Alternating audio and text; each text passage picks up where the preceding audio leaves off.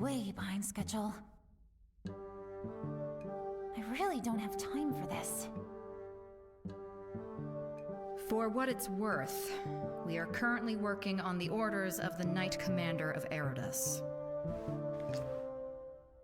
The nature of our mission, however, demands a level of discretion. By discretion, you mean they approve as long as you don't fail?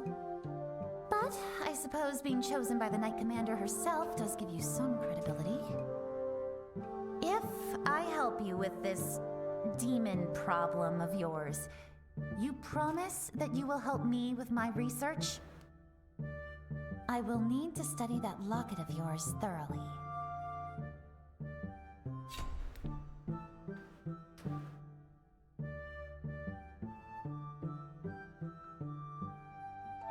If you help us, I promise I'll do anything I can to help with your thesis. Oh my god. I forgot to change my title.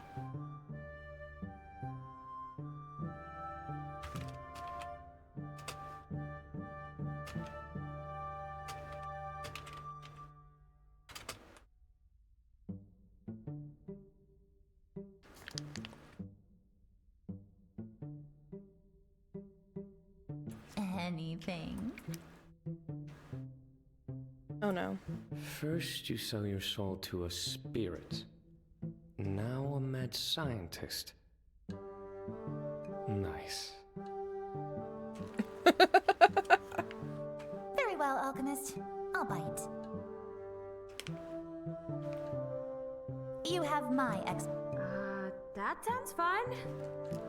This is going to be fun, right? L. I skipped that.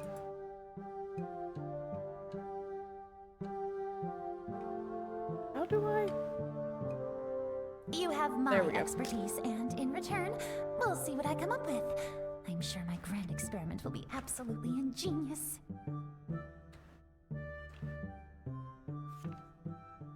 I've never had the chance to talk to a spirit before. At the academy, they are confined for safety reasons. Safety? What? So the students can't hurt them?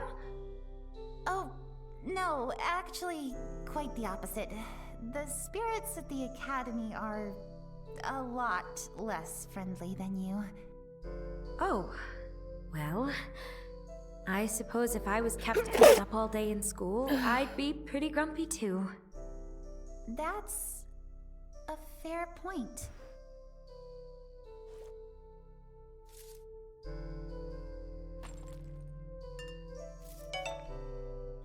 Let's see how she reacts to Quinn.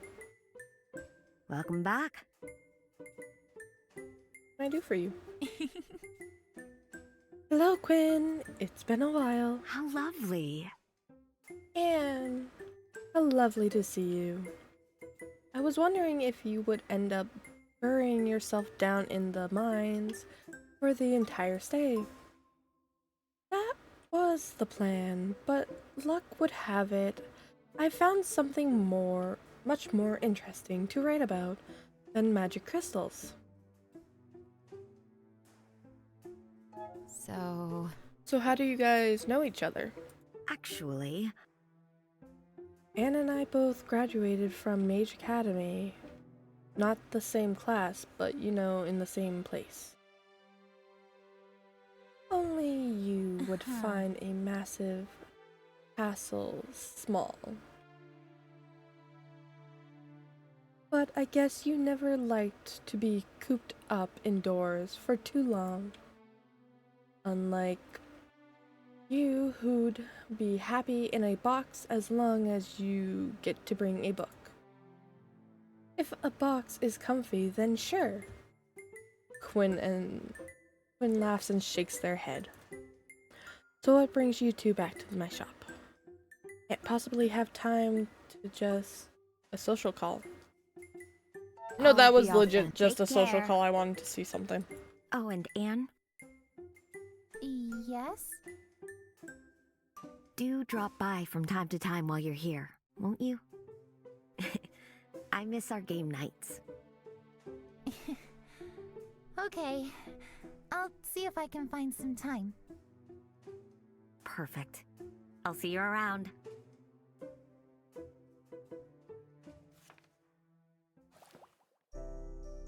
Getting late. You need to retire for the night.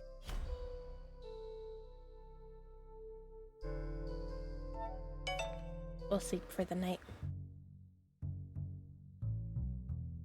The sun is setting over the town of Animo Valley, and you and your strange group of companions have returned to the alchemy shop. As everyone gets settled, you and Elizabeth stand together, observing this strange group. Well, child, when I originally sent you out to bring back ingredients, this is not what I had in mind. Mage, you keep your hands to yourself. I won't have you cooking up some vile magic using the remains of this shop. I was simply trying to be a helpful guest, picking up some of the debris. But if you don't trust my abilities, perhaps Anne would be so kind as to use some of her tinker magic to fix this. I specialize in magic-infused items, Michael. I can't just repair any chair or table I come across. So you have specialized mages for fixing a table? Well, of course not. The mages specializing in furniture do both chairs and tables. Don't be absurd. The fact that they're just fixing household appliances is rather absurd to me. And you wonder why I don't get magic from the Mage Academy. Elizabeth sighs. It seems every time I send you outside on an errand, you return with more and more eccentric characters. I fear I should put you on house arrest. Please don't. I like being free.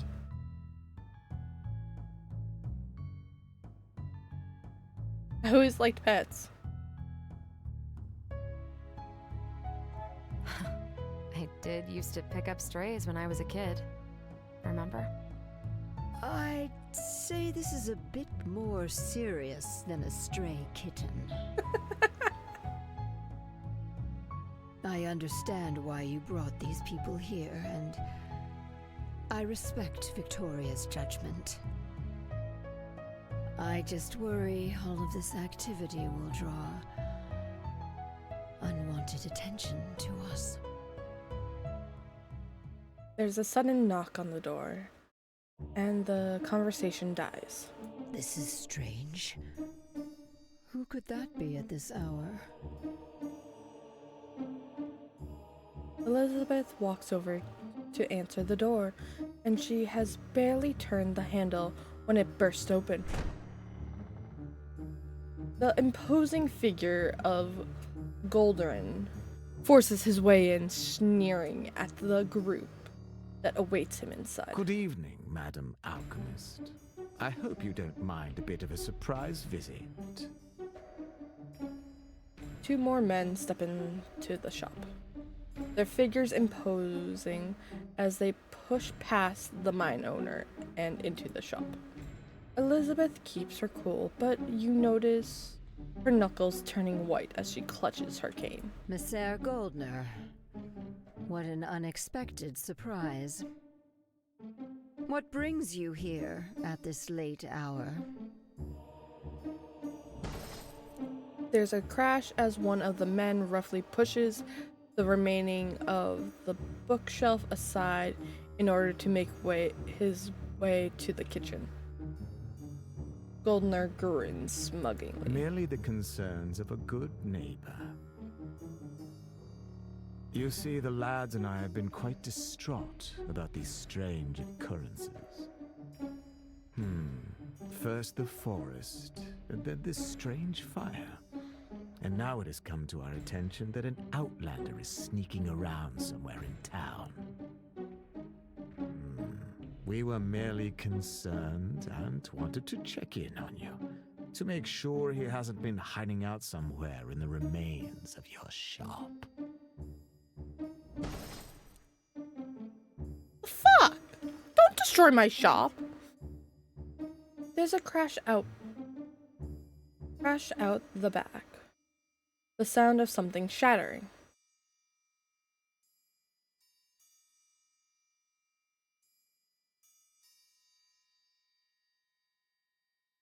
I think it's time for you and your friends to leave. There's a uncomfortable silence as the man slowly turns to you. His eyes are cold with contempt. I remember you. You were down at the flower shop as well. Magic filth plotting together, are you? No wonder we citizens have to take matters into our own hands.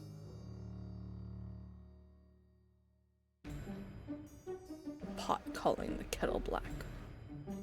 Hypocrite. Hypocrite! The pot calling the kettle black.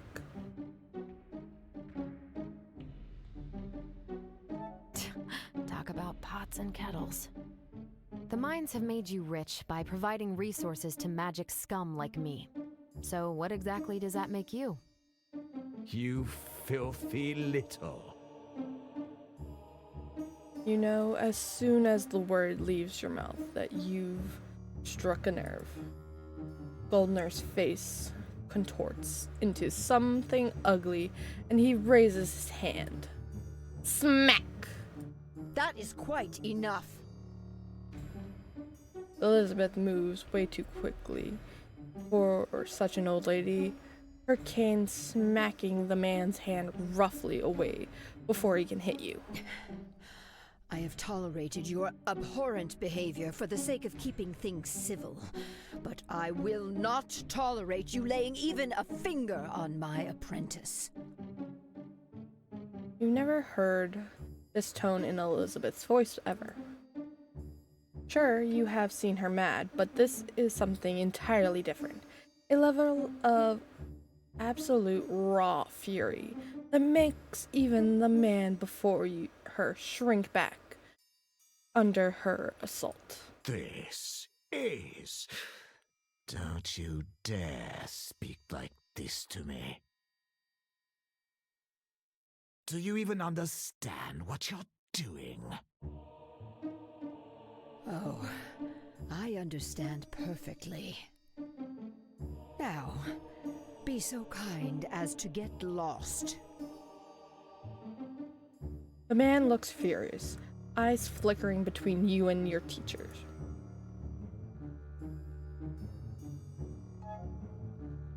Victoria stands up, her hand lazily coming to rest on the hilt of her sword, red eyes glaring holes through the man. Oh, we're having a brawl. Marvelous. Okay. Wait, we're what? The guys from the back return and take one look at Victoria's glare before quickly excusing themselves and rushing through the door and out the front. Goldener looks furious, flustered and infuriated. But even he can see that the battle is lost and sniffs in dismissal. Very well, I shall take my leave. Very well. I shall take my leave. But be warned, this is not the last you will hear about this. The man leaves, slamming the door behind him, and there's a collective sigh of relief in the room. Really? That was it? And here I thought we were going to have some fun. Quiet, mage, or you'll be thrown right out with him. Oh, Victoria, your bright spirit never fails to lighten up the mood. Elizabeth lets out a low chuckle and slumps again her cane, looking awfully pale. Are you okay? Elizabeth, come here, let's sit down. Elizabeth chuckles as you carefully guide her over to a chair so she can sit down for a moment. No need to fret, child. I am fine.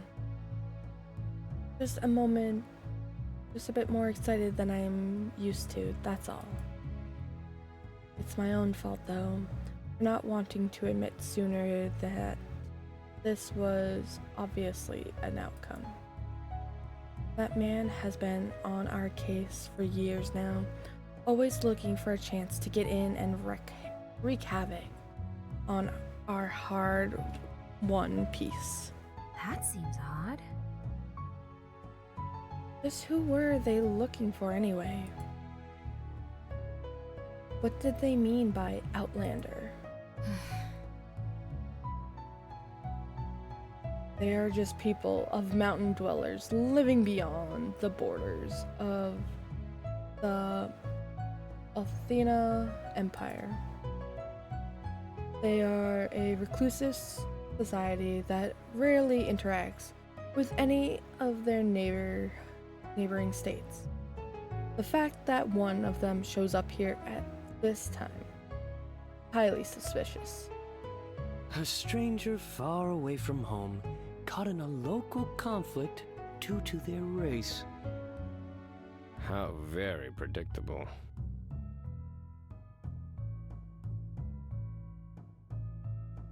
Hurt them if they find them first.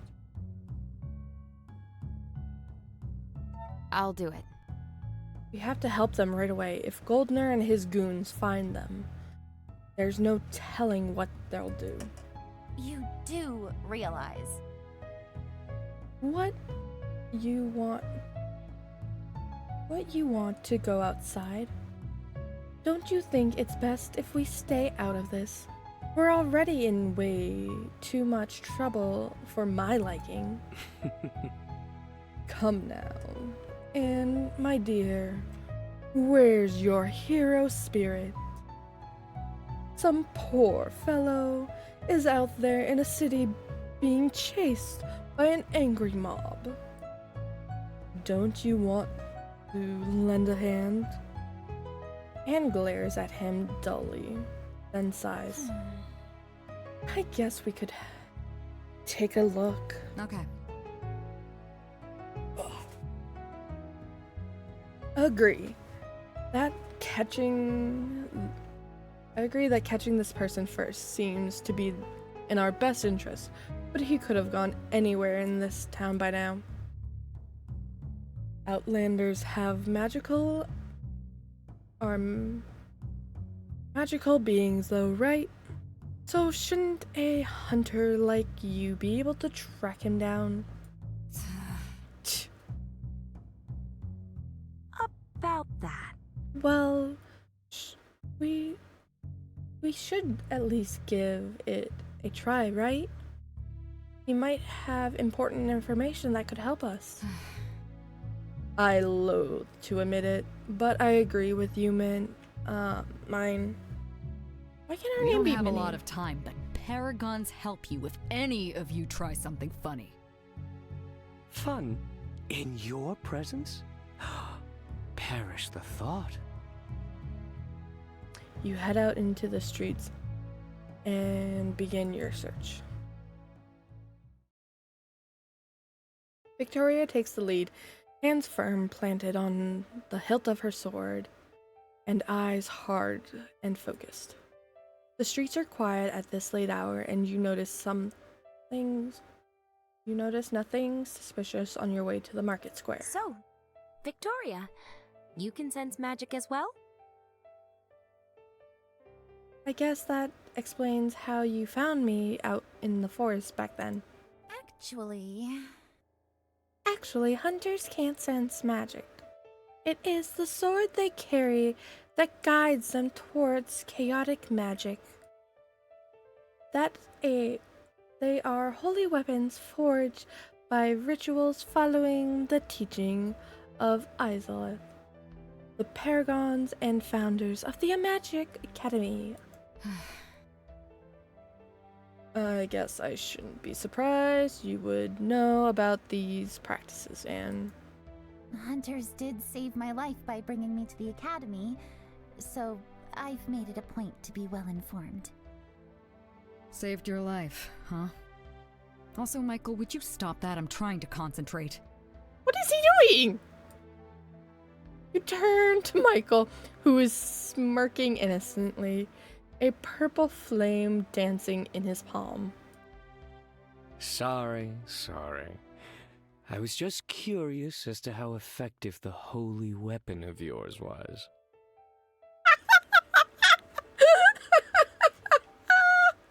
That's great. That is so great.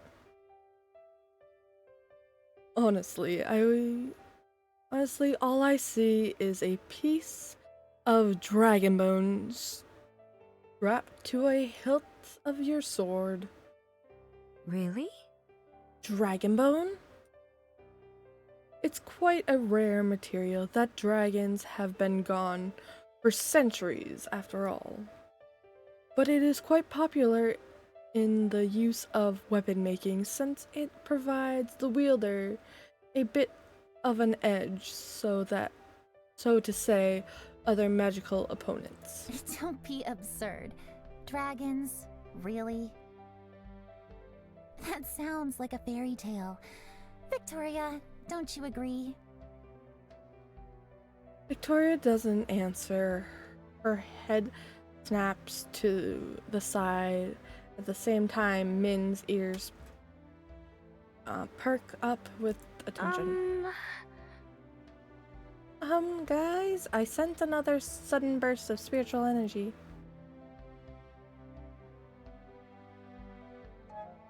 I'll do it. Well, what are we waiting for? Let's go. Victoria nods, and the two of you rush off, the others scrambling to keep up. You follow the trail of the magic with the help of Victoria and Mine, out of the town towards the crystal mines. You arrive and head inside, the faint glow of the crystals only thing lighting your way. Once you go in further, you notice someone standing guard. You're pretty sure you've seen him around town buying flowers from Quinn's shop, but now his expression is empty, eyes unfocused, like he isn't entirely there. Yep. That one's definitely influenced by a spirit. This is bad. If he sees us, then he'll alert whoever is in there. There's no obvious way to sneak up on him either. Don't you know alchemy remedies that might help us? Maybe something will knock him out for a bit. Not a bad idea. Though you should probably be careful not to hurt him. You say that, but witnesses are such a hassle.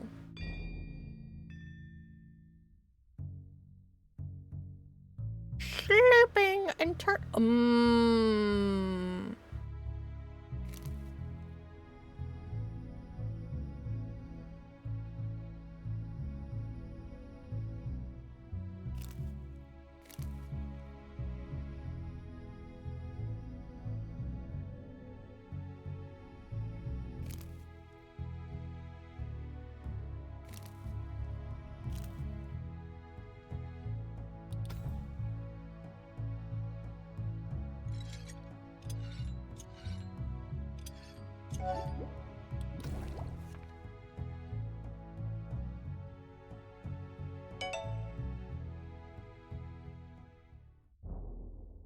You craft a potion and take a moment to weigh the vial in your hand before you throw it into the cave.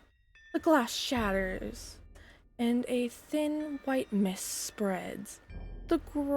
Blah, blah, blah. The guard looks around, startled, making a move to run, then immediately slumping forward, collapsing onto the floor. Well, isn't this neat? Well, that was effective. Alchemists are kinda scary.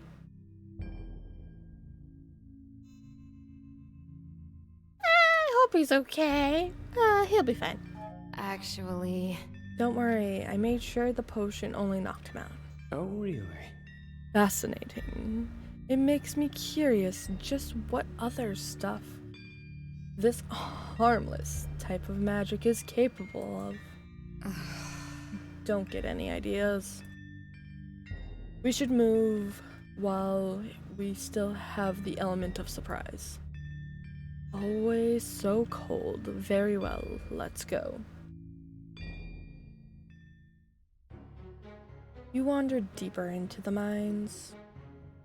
The passage ends in an open cave hiding behind a pillar of big rocks, someone standing in the center. Hey yo, it's the dude's brother! A man is on his knees on the cold cave floor, and before them stands Renan in his frightening demon form. You have to excuse my lack of manners, but I am growing impatient. Me and my brethren here have been waiting quite a while for this moment. And your stubborn hero charade is honestly starting to piss me off. So, I will ask you, for the last time, how do we break the seal? The man on the ground is unlike anyone you've ever seen before. Hey yo. So pretty. His skin is a colorless gray, hair white as snow, but along his exposed arm runs glowing blue markings like crystal ore. And when he looks up to glare at the demon, his eyes are alight with the same gemstone glow. You are fooling yourself if you think I'd ever bargain with a demon. Your end will come soon enough, and you will return to your prison once more. Renan lets out a low chuckle. And you believe that you will be the one to do that? The valiant hero swooping in to save the day? How well is that working out for you? My failure is my shame to bear. I cannot change that. But I refuse to add any more regrets to my name. I will tell you nothing. Well, and it's good that there are other ways for me to gain your cooperation. With a wave of his hand, a demon appears at his side, tall and lanky, with soulless eyes staring down at the Outlander almost hungrily. The Outlander looks mildly query, but hides it well behind a sneer. So you intend to have this one possess me? You don't have the courage to do so yourself? I usually prefer to be more hands-on. However, this body I'm inhabiting still has its uses, so I can't give it up quite yet. Do not fear, though. My brother here is quite capable of the task. The demon moves in and the Outlander tries to shift away, but there's nothing to do. You observe the cave carefully, feeling a spark of nerve settle in your stomach. So this is what you agreed to back when you made the deal with Athena. These demons are not kidding around. You know from first-hand experience, yet something has to be done. You step into the room boldly. Enough of this, Ronan. This ends here. I won't allow you to hurt any more people. Ronan's red eyes turn to you and his head tilts, curious to see the side which with a wicked grin. Well, if it isn't the little alchemist. I could have sworn I'd left you dead in a ditch not too long ago. How interesting. Well, that gives me a welcome opportunity to thank you. If it hadn't been for your timely arrival back in that alley, I would never have succeeded in possessing this foolish human properly. But, alas, you are not useful to me now. So it's time for you to die. For real this time. Yeah, that's not going to happen. I agree. After all, it would be a hassle if my guinea pig was to die before I even got to start my research. You and Mime do what you have to do. We'll make sure you're not interrupted. Let's do this. That is a flashbang every time.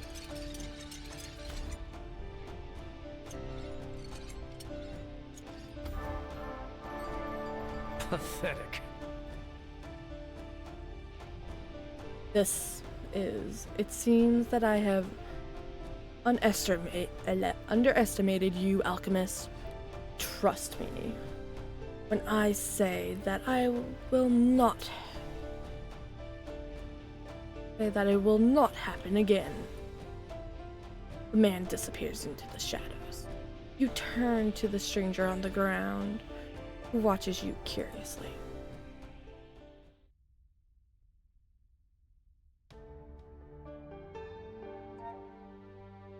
You rush over to the man on the ground and begin to work untying his bindings. Are you okay?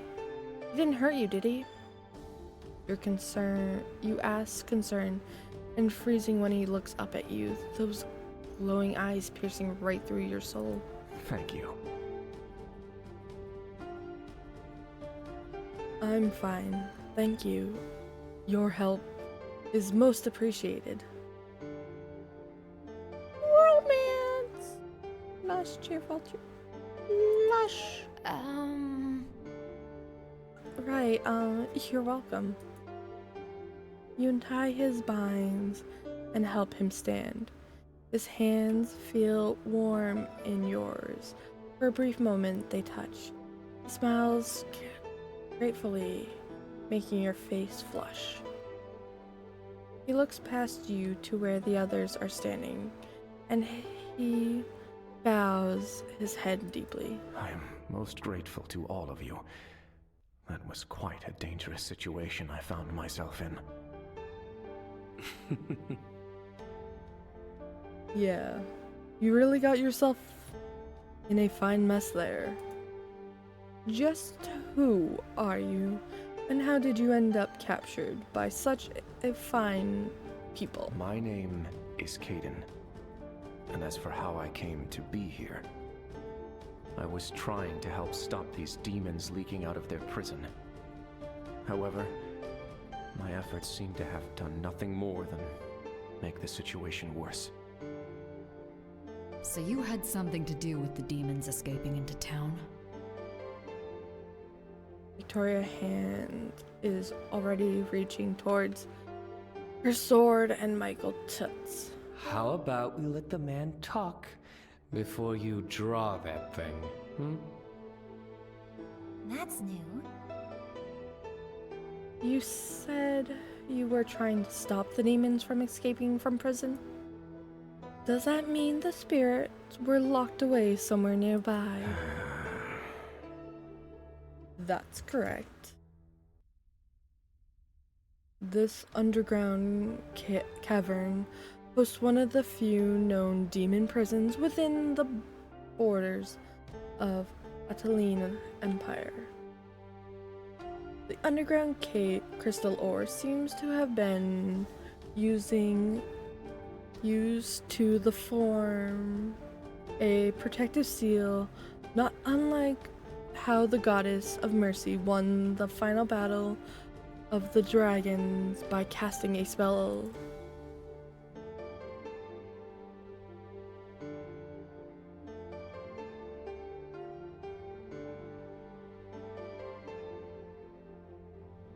What? What are you talking about? Goddess of mercy? This isn't making any sense to me. Could you please explain? I don't understand. You don't know? How is that possible? Maybe the Dags use other terms?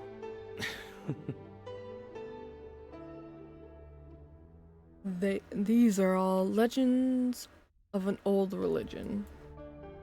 I'm afraid, my tall friend, that you have to fill us in, as these stories are not commonly told among our people in this land anymore. How curious.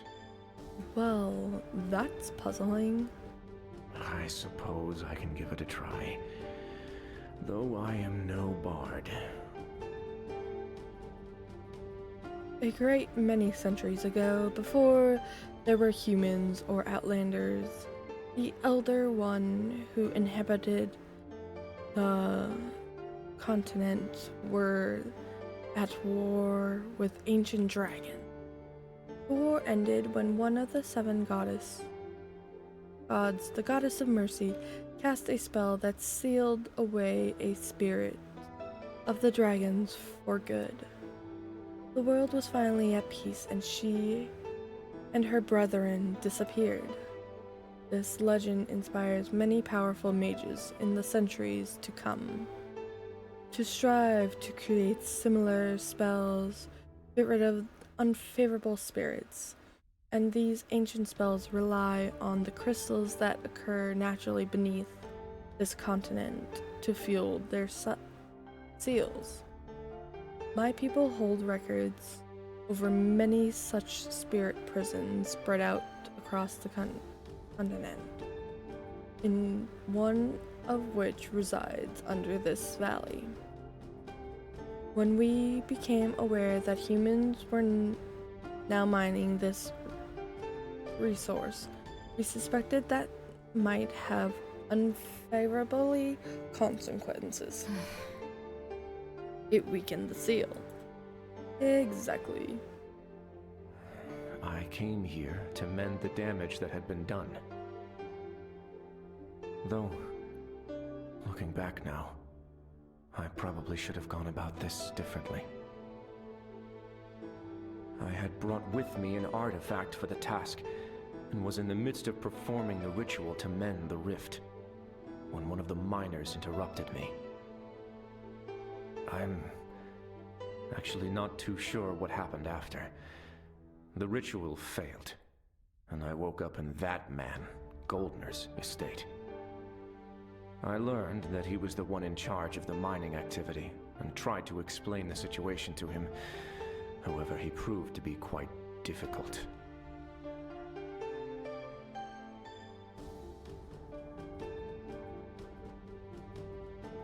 So Goldner's the one who's to blame for the demons? Why am I not surprised?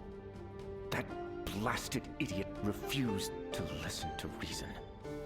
Kept me locked up for days.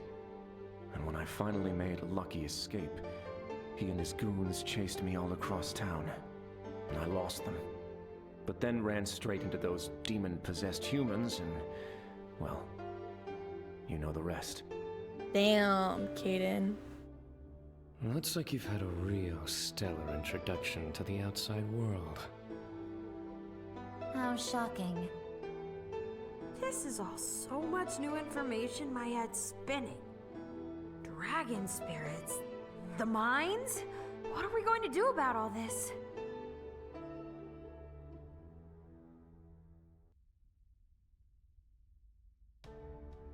We cannot let Goldner get away with this. Victoria, can't the Knights do something? I am afraid that will be difficult. He might be quite insignificant on the political scene, but he is still a mine owner. Getting him charged with, well, anything, when we only have a foreigner as a witness, that would be difficult, if not impossible. Well, what do you know, Victoria? I didn't think I'd see the day a knight would admit the system was corrupt. Damn.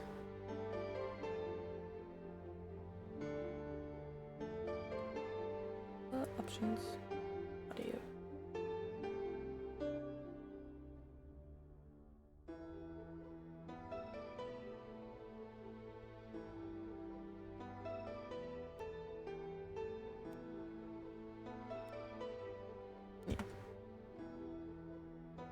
Honesty suits you. Oh, get lost, Michael. I never said the Empire was perfect, but unlike you, I prefer to make positive changes while keeping order, instead of simply burning the whole thing down. You say that as if the world weren't already on fire. Damsey. Is no one going to address the fact that all of this is based on, what? A legend? Dragons and spells of some forgotten goddess? None of this is based on factual information. The records kept by my people are not lacking. If you want proof, then I am sure we can cross-reference it with any of this town's records. That's going to be difficult. I don't follow. Back before our dear Academy mage was born, the Empire decided keeping records was too troublesome. It's much easier to appear competent after all, when all proof of your past mistakes disappears. So all such documents were destroyed. Whatever records they might have had in this town, they are gone. Together with the people who wrote them. So the people would willingly destroy their own history? That's madness. Welcome to human society. His story does seem to match up with what we've experienced, and I don't see any reason why he would lie. Damsey. I trust him for now. His story at least warrants some investigation, don't you agree? I still think this is a waste of time, but whatever. Do as you please. With Anne's apprehensive for a moment, Victoria turns to the Outlander, questions in her eyes. You mentioned some kind of spell that could stop this? I brought an artifact with me that has the power needed to mend tears and seals like these. If I'd succeeded in stabilizing it, then things could have gone back to the way they were. As long as no one went and broke it again. Did you say powerful artifact? Anne, please calm yourself. You'll scare the man. The artifact is one of my people's most valuable treasures. However... Well, what are you waiting for? Hand it over so I can take a look. Goldner took it, didn't he? He did. I have no idea where he might have taken it. Damn. Great. Now what?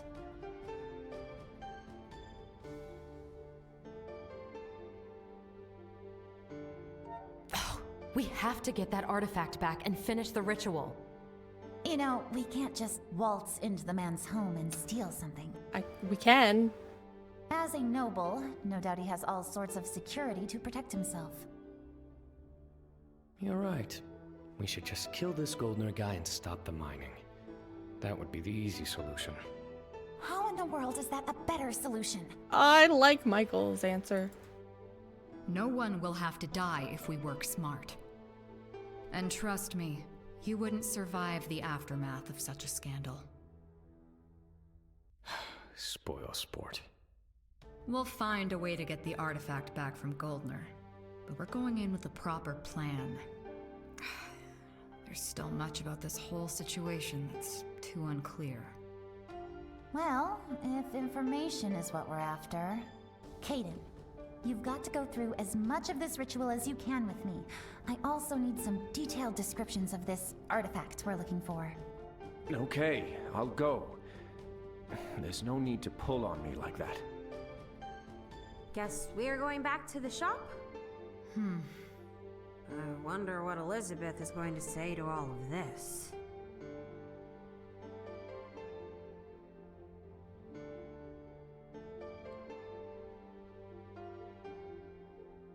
I'm gonna be in so much trouble. She's not gonna be happy with me, that's for sure. No need to panic. I'm sure it will be fine. Such a strange group and such a strange quest. I wonder what will become of us all. You leave the mines and return to the shop for the night. Chapter 2! A Broken Legacy. You dream that night. A dream of a sparrow and a raven sitting side by side, and owl dead beneath their branch. The woods are dark, the trees eerily still, and form their deep depths steps a man wearing a deer skull as a mask. This is only the beginning. You wake up with a start, breathing heavily as the mist of the nightmare fades from your vision. Mine is still fast asleep, or is she? Do spirits even sleep? You're not sure, but she doesn't stir even as you rise from your bed. The covers feeling damp and suffocating.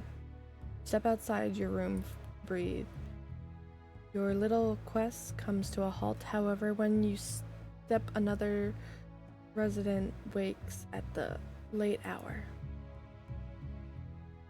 Victoria slips out the front door of the shop and you stand for a moment weighing your options before you decide to follow.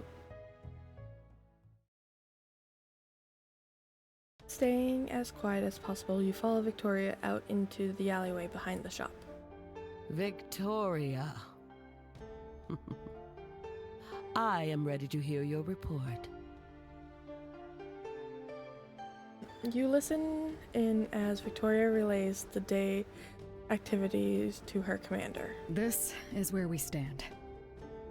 I believe our next course of action should be to file for a warrant of the Goldner estate, to retrieve the sword and... That would hardly be a swift solution, would it, Victoria? To file such a request and get it approved might take weeks. And let's not forget, we'd need to disclose the reason why this magical artifact would have been entrusted to you, instead of simply being destroyed. But the protocol... Sometimes we find ourselves in situations where alternative measures must be taken. If what this outlander says is true, and the situation can be resolved by completing this ritual, then that is now your highest priority. With all due respect, Commander, this magic... We know nothing about it. It's as chaotic as it comes. If the Paragon knew about this...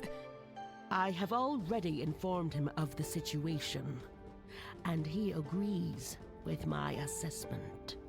What? The Paragon agrees. The sacrifice is worth it to keep the peace. Things are not as stable in the capital as they appear to be. An incident like this could cause a lot of unnecessary stress. I won't get into political details. Just know that this is by far the better option. Politics, huh? Do you understand your orders? I do. Very well. I will be awaiting your report of a successful mission then. The image disappears and you can no longer see Victoria's expression in the dark.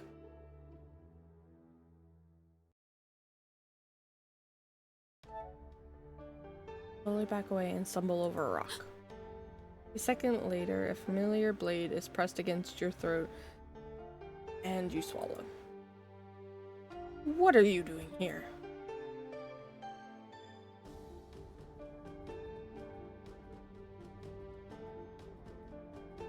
Yeah, why is her first reaction always to grab the sword? I can't believe this. Why is it every time you and I talk, there has to be a sword involved? If you weren't being a creep spying on me, maybe I wouldn't have to be on my guard. Why did you even... Ugh. It doesn't matter. I'll take it you heard all that. Victoria lets out a heavy sigh. It seems there's no other way than to go through with this break-in. Damn it! This is not how I wanted this to go.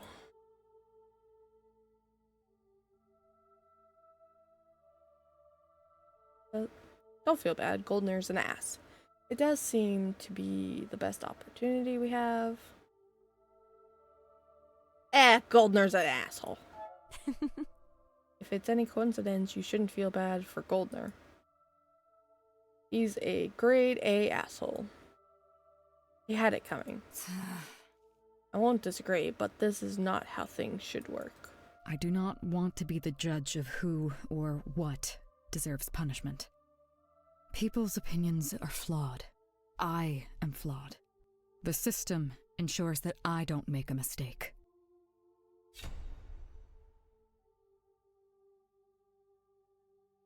About that...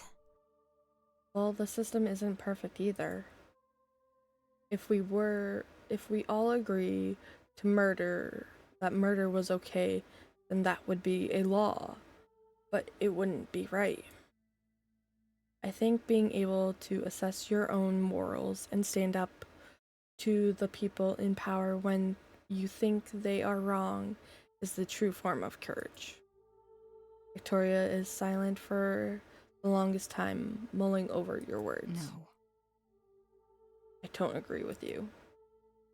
How can a society without rules, of any rules, why should my morals be more valid than someone else's? Victoria sighs.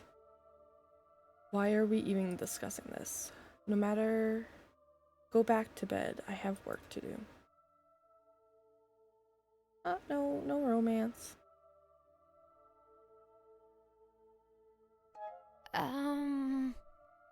Are you going to be okay going out on your own? Hi, Stan! Huh? Your concern is touching. But I'll be fine. I'd better not oversleep tomorrow, so go back inside. You better not oversleep tomorrow. Victoria disappears down the street and you return into your room with a sigh. As you get up, face a new day, the sound of the valley waking up is strikingly normal. But things are not what they used to be. Your mind no longer lingers on Monday issues like your upcoming graduation or the flower festival.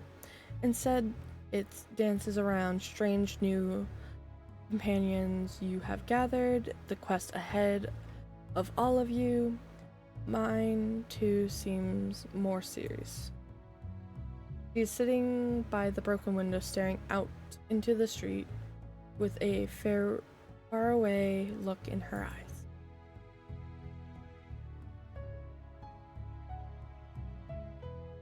Any for your thought? Hi. Good morning, Min. What's gotten you so wrapped up in thought this early? Hi. Good morning. Nothing that's interesting, really. Haha. About that. This really went and took a turn on us, didn't it? Ancient spirit prison, huh? This is also bigger than I thought.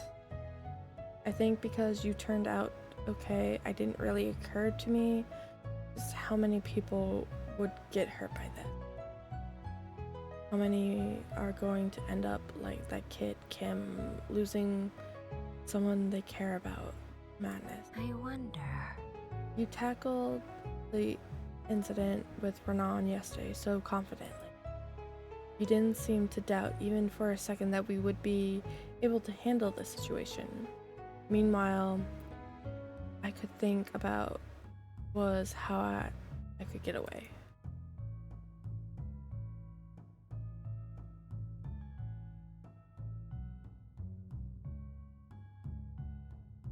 About that.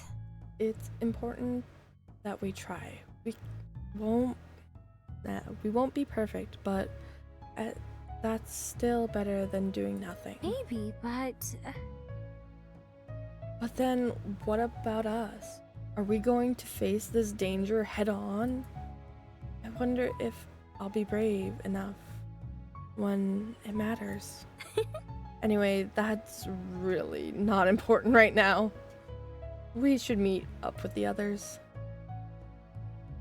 It doesn't take long before the group of companions have gathered in the small shop. Some more awake than others. Victoria is sitting in the corner, sipping on coffee, looking a bit haggard, like she didn't sleep at all. Are you okay, Victoria?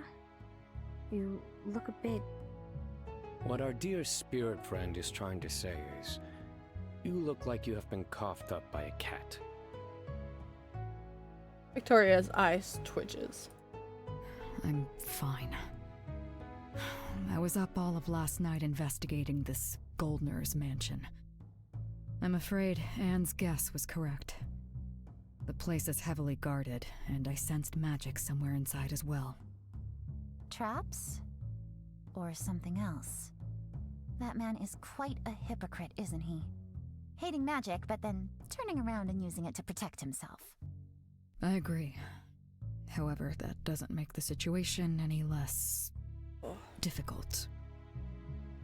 What about you, our tall friend? Anything useful to add about how you escaped that place?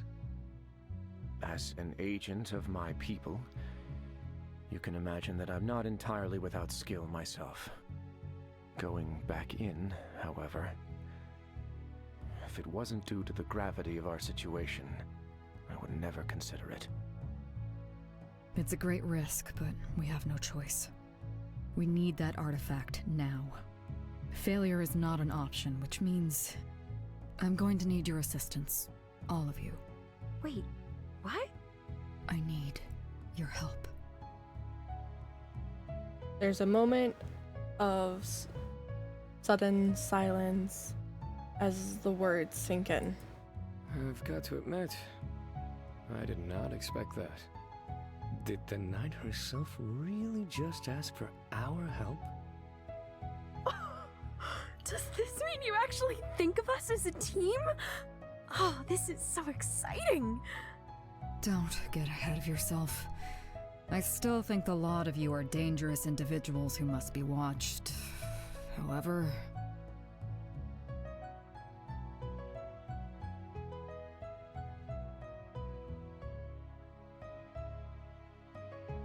What do you need? we need a way in. We need to deal with any guards and traps we encounter. And we need to locate the artifact. I'm sure someone working for Goldner would know where he'd store an artifact like that. I've seen his guards hang around the tavern at night. A bit of friendly eavesdropping might be enlightening. As for any magical items we might come across, I'm sure our resident Tinker Mage will be quite capable of handling that. Wait, what? You wanted to know more about this Outlander artifact as well, did you not? Well, yes, but... If that's settled, perhaps we can use alchemy to get inside. It worked quite well down in the tunnels, and Elizabeth might have some ideas if we go ask her. That's actually not a bad plan, Mime. Really? That's great! Ooh, this is so exciting! It's starting to sound like we're going on some grand adventure together. Do we need a team name? Legendary heroes always have a team name. Something cool, like the Valiant Victors, or maybe the Demon Detectives.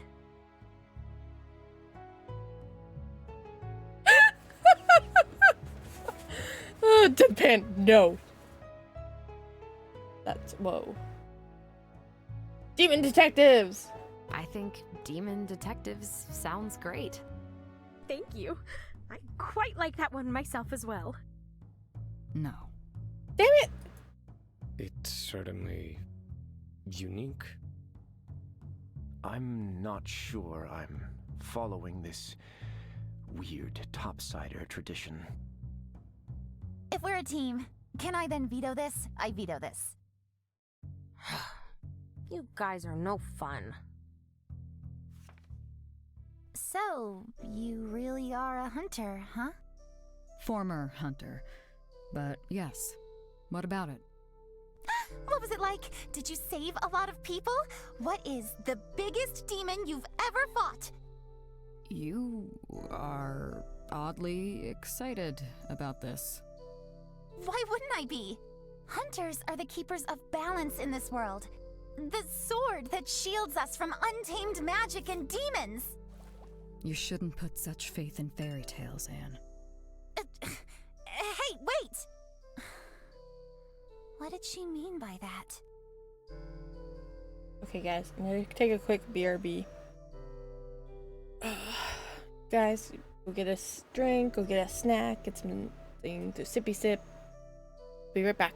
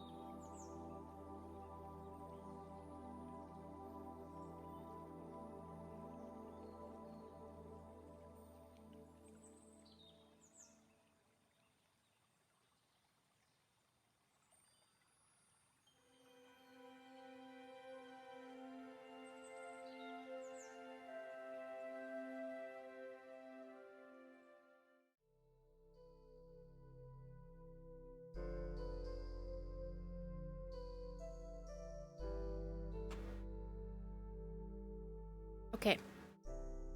So where do we want to go first, guys?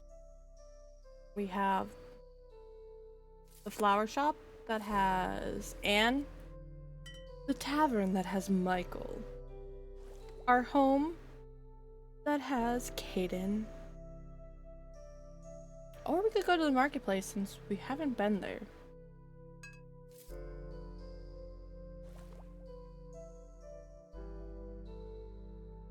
Kind of want to go to the marketplace. Can I not go? Okay, we can't go to the marketplace. Let's go see Anne, what they're up to. Let's go to Anne. I also grabbed chocolates. Looking for something to eat. Couldn't find anything. But I found chocolate. Not just any chocolate, like Kit Kats and Reese's.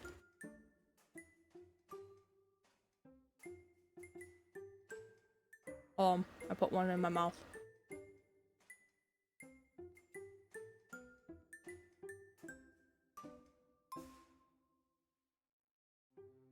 Your search for Anne takes you to Quinn's shop, and the florist gives you a friendly smile as you enter.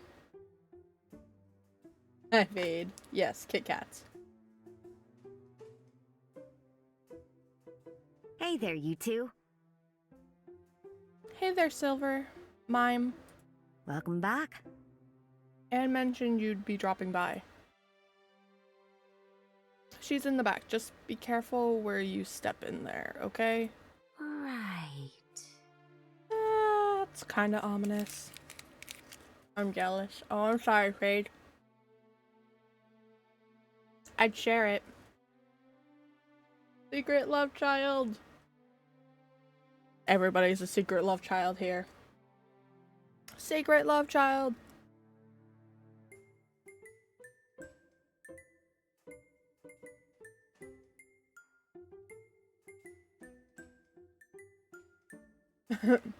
Even you. Even me? I'm a secret love child? How am I a secret love child?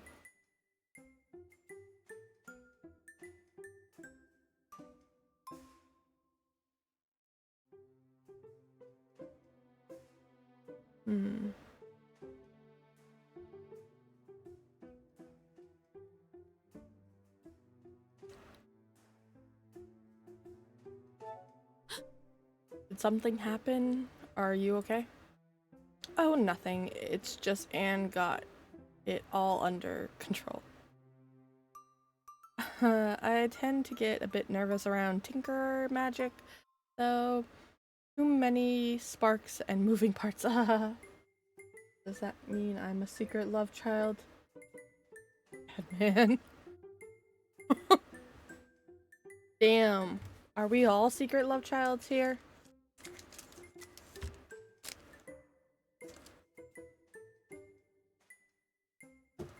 Okay, this carrot Reese's is supposed to look like a carrot. It does not look like a carrot to me, guys.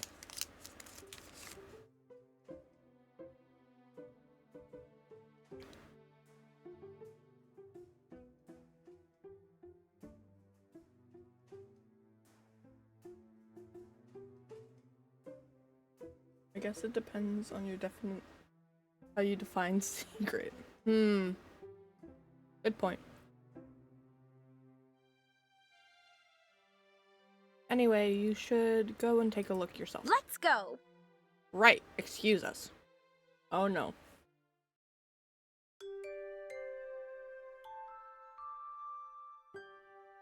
Curiosity and dread settles in your stomach as you make it out to the back and enter what was a storage room now transformed into a makeshift workshop.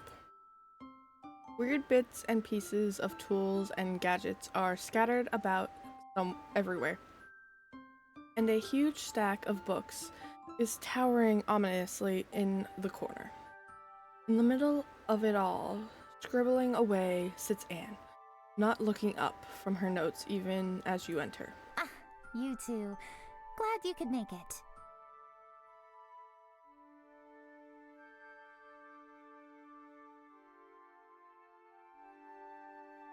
That's great.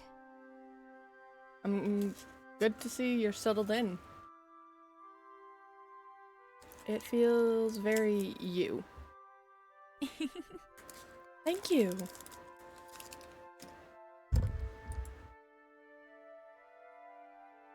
I had to do some rearranging to fit in my workstation, but Quinn has been very helpful. I'm confident I can do my research unhindered in such a place. So now she closes her notes with a snap and hops over to you, eyes glittering with anticipation. Let me have a look at that locket.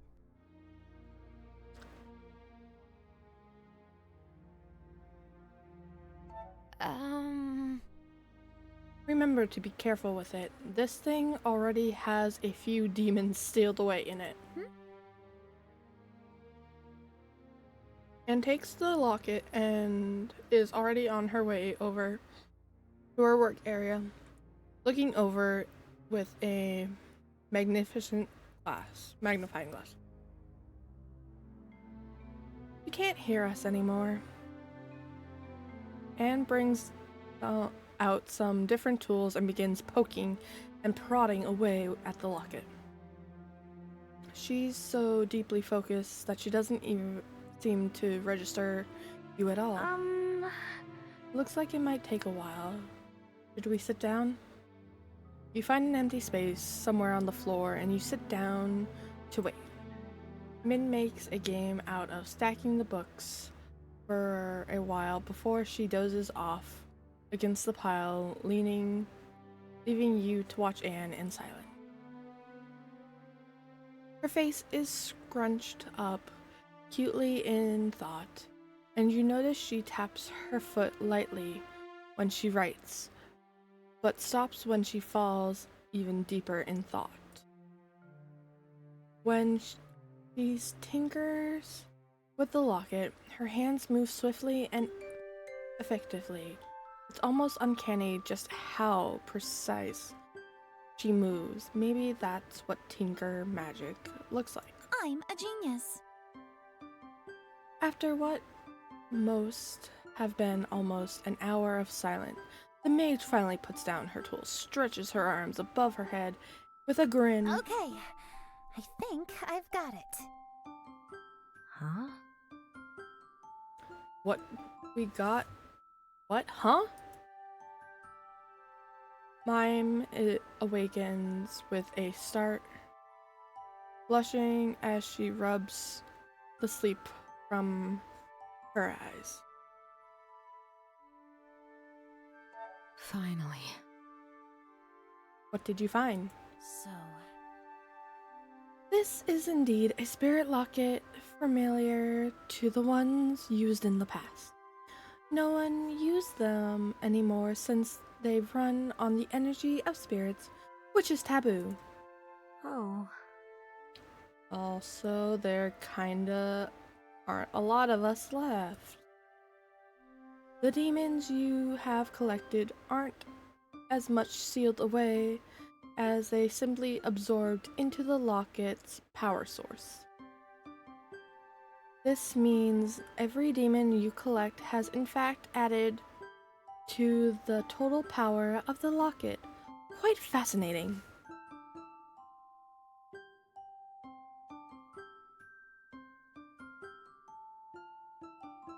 We're using demons as a power source.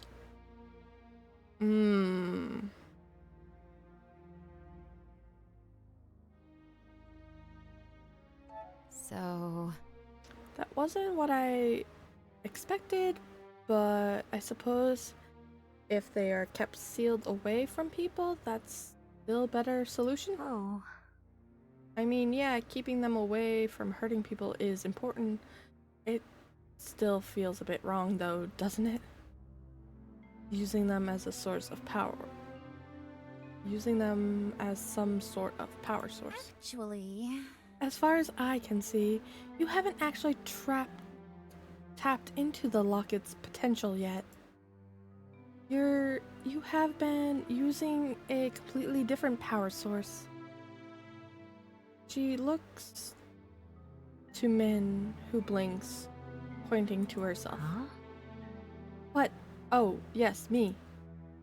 I suppose I have been the one helping you, since we're already felt that glow connection when we sealed one of those bad guys away. Fascinating. You have been using magic to help Silver all this time, yet you do not feel yourself weakening. No way. Well, no. I feel completely fine. Anne taps her chin with a pen before noting down a few more things in her notebook. So, Spirit alchemy is already a known school for arcane, so I will not learn anything new poking my nose down that trail. In fact, you have to rely on another scarlet power source that will deplete over time. Isn't fixing anything, just creating a new dependency. No, the interesting aspect of this still remains you. Whoa. actually, My theory is that you two are soul bonded and not connected through the locket. The energy you channel from Mime isn't draining her. So, of course, if you were to do something very challenging, I'm sure you both would be able to feel the strain, but you would recover just like a mage recovering after using their powers. this is amazing. In short, your connection has given Silver the same magical potential as a mage possesses. I'm a mage. I'm a troublemaker. I'm a mage. Does that mean I can cast spells as well? I suppose that's... With the right training, you would be able to use magic, much like mages do, using the locket as a focus, of course, but that's just a theory. Yikes. We really have to find a way for us to get unbounded again. You do realize. I wouldn't recommend that, since we still need you two to connect to seal away demons will undoubtedly come across. Spirit magic, soul binding, creating mages. These all scream taboo, but I must admit, finding a way to equip non-mages with magical potential would really change how we all think about magic. If magical items didn't need a power source, but people themselves could just power them on their own. Such a discovery, even if not put into practice, would be quite an achievement. Enough to grant me my title for sure.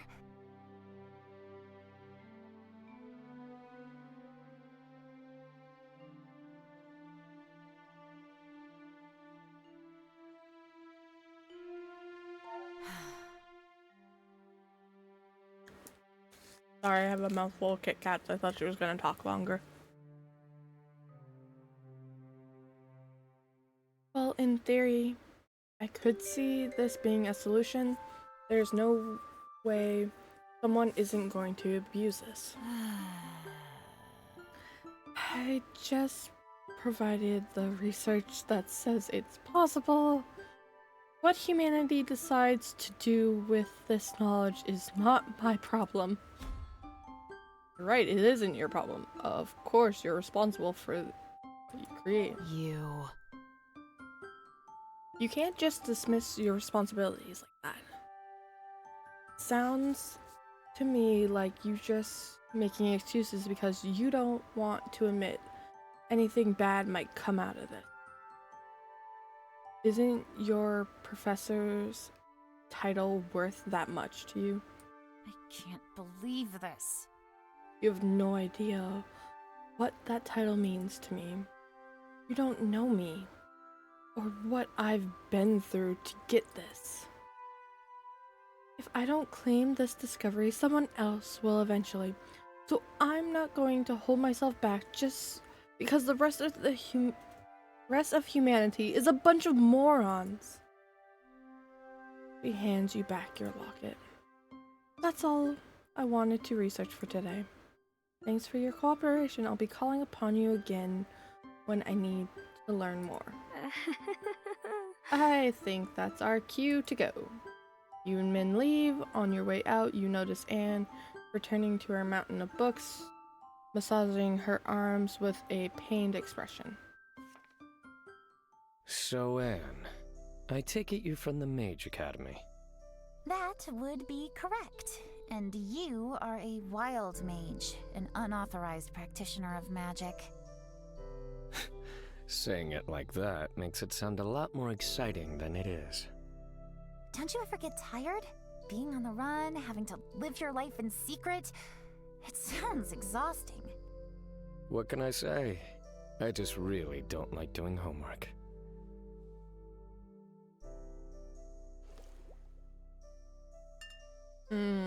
Michael or Caden? Michael or Caden? Michael or Caden? Let's go have a drink.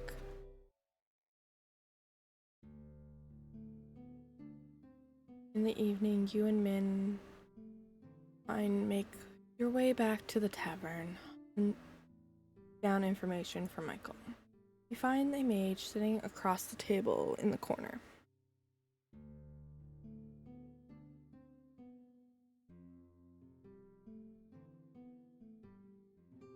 So who's like, you gotta break? We gonna break? You really think we can get information from here? Let's make a joke. So how are we doing this? I'm a bad knight, you're the good knight, and then we round up someone out in the back? While that would certainly be an interesting bonding exercise, I suggest something far more subtle.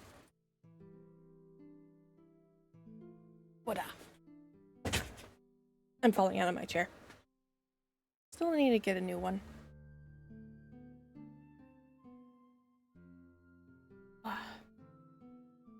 Many of the town residents frequent this place after hours to complain and drink their sorrows away.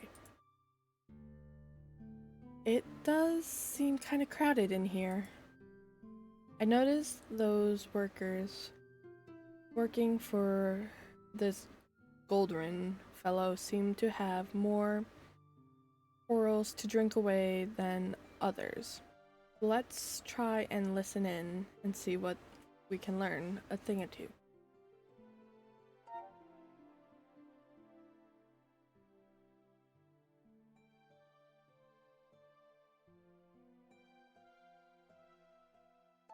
So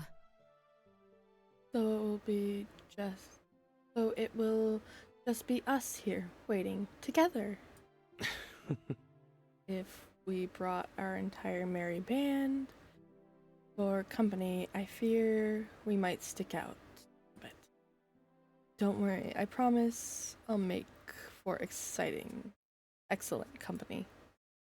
The mage pulls out a deck of cards and starts shuffling with an easy smile.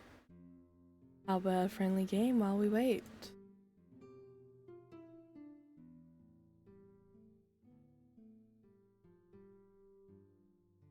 Careful, I'm quite good. You don't know what you're getting yourself into, Michael. Better keep your coins close.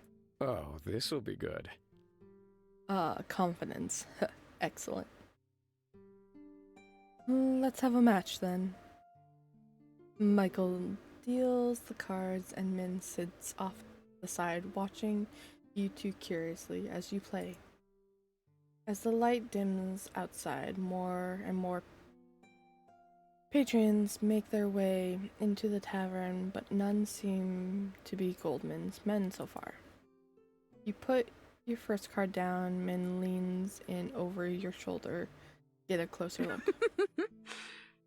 How pretty! Are all the cars painted like this? Indeed, I got this deck from an artist in Itters as a reward for, well, that's another story entirely. They are quite spectacular. I especially like his carefully attended to the symbol's meaning behind each card. Huh. There's a meaning to it? Isn't it just a picture of a coin? Let's see. Once upon a time, humans believed cards like these held magical properties. They would read the meaning behind the card and take it as a sign of divinity. Ah, tarot cards. We love tarot here. Such things are illegal now. Of course, though some symbols that were once commonly known are now largely forgotten.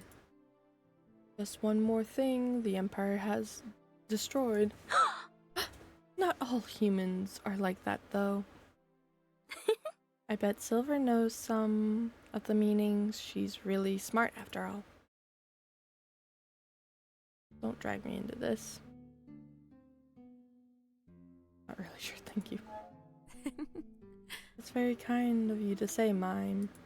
You're the best! You're just being honest. You are the smartest human I know, after all. How many humans do you know, Mime? That's beside the point. If you say so. I'm curious now, though. Silver has been quite adept at subverting my expectation this far. I wonder just how much of the old meanings have survived. Would you care to put it to a test? Romance!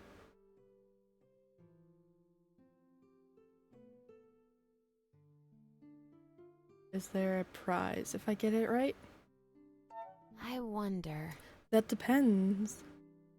Is there a prize if I pass? Oh, really? That's an excellent point. Why don't we make it interesting? If you win this little game, I'll tell you a secret of mine. Curious is a great motivation, no?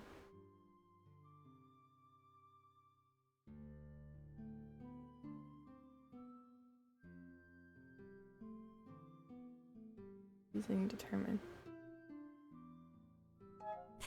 Prepare yourself, Michael. I'm going to make you spill your secrets when we're done. Let's see.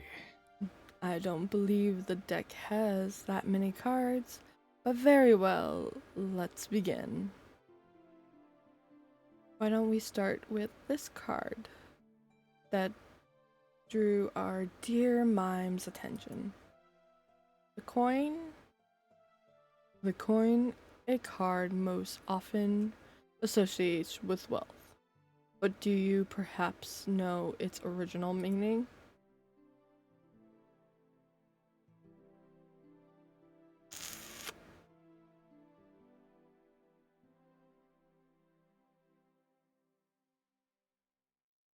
I want to say trust, but I feel like that's wrong. It might be gold.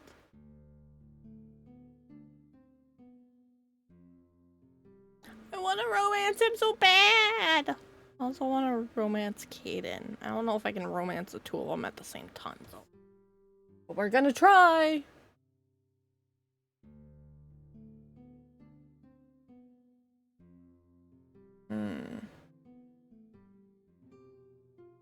I wonder. The meaning is trust. A coin is worthless if no one trusts in its value. I'm surprised you knew that one.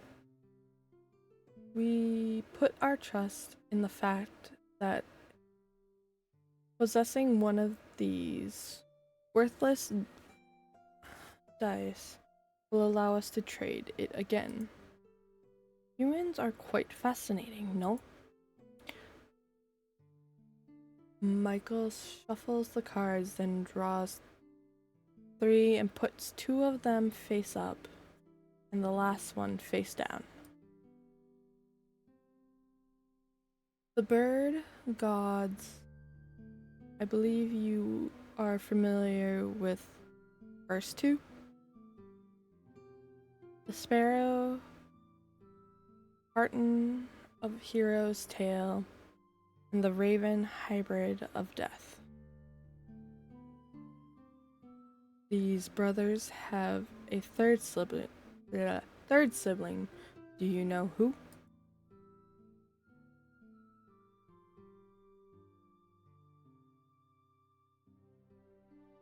I think it would be a nightingale. Actually, It's a nightingale, isn't it? Sure thing. Oh, I know my birds. I was like, a raven, a crow, and a nightingale are all black and are similar in size, if I'm remembering correctly. For someone who isn't supposed to know about the old religion, you are quite good at this. The nightingale is my favorite of the bird gods. The tartan of storytellers, so feared that the empire doesn't dare mess with bards and performers working under his banner. Michael deals another hand, hums to himself, picking out one more card and placing it down face up. How curious. Who? Min moves to peer over Michael's shoulder. Her golden eyes widen as she takes in a tall humanoid creature with a deer skull on for a head. Who's this?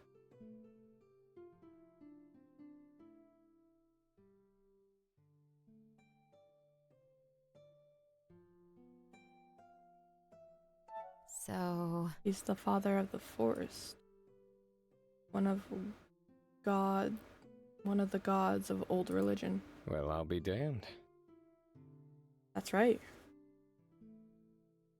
Despite his frightening appearance, it is said he is a gentle god, a steward of the creatures in the woods. What is it, Min? Do you like this card? You see, It's difficult to explain, but I feel sort of sad looking at this. But also happy. Is that so strange? Here. Well, if you like it that much, you can keep it for now. Well, I'll be damned. Our game has concluded after all, and I must admit defeat. You've proven to be quite proficient at this, Silver. Well, I promised a secret. You promised a secret. Interesting.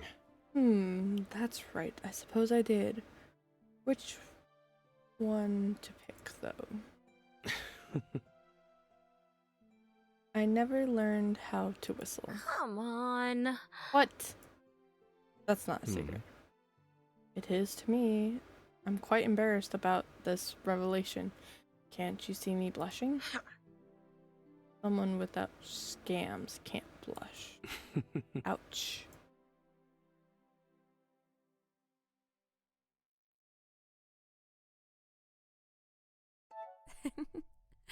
Now you've done it, Michael.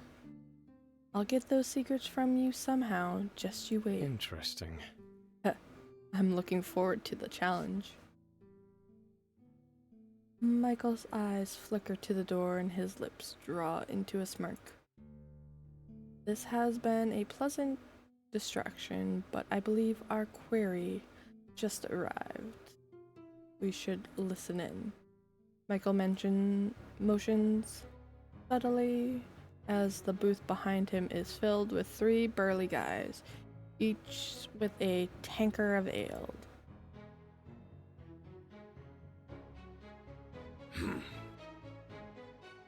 Annoyed mine workers. I can't believe our boss had us act as delivery men. I thought we were supposed to do guard duty, not heavy lifting. Well, Fearful mine worker.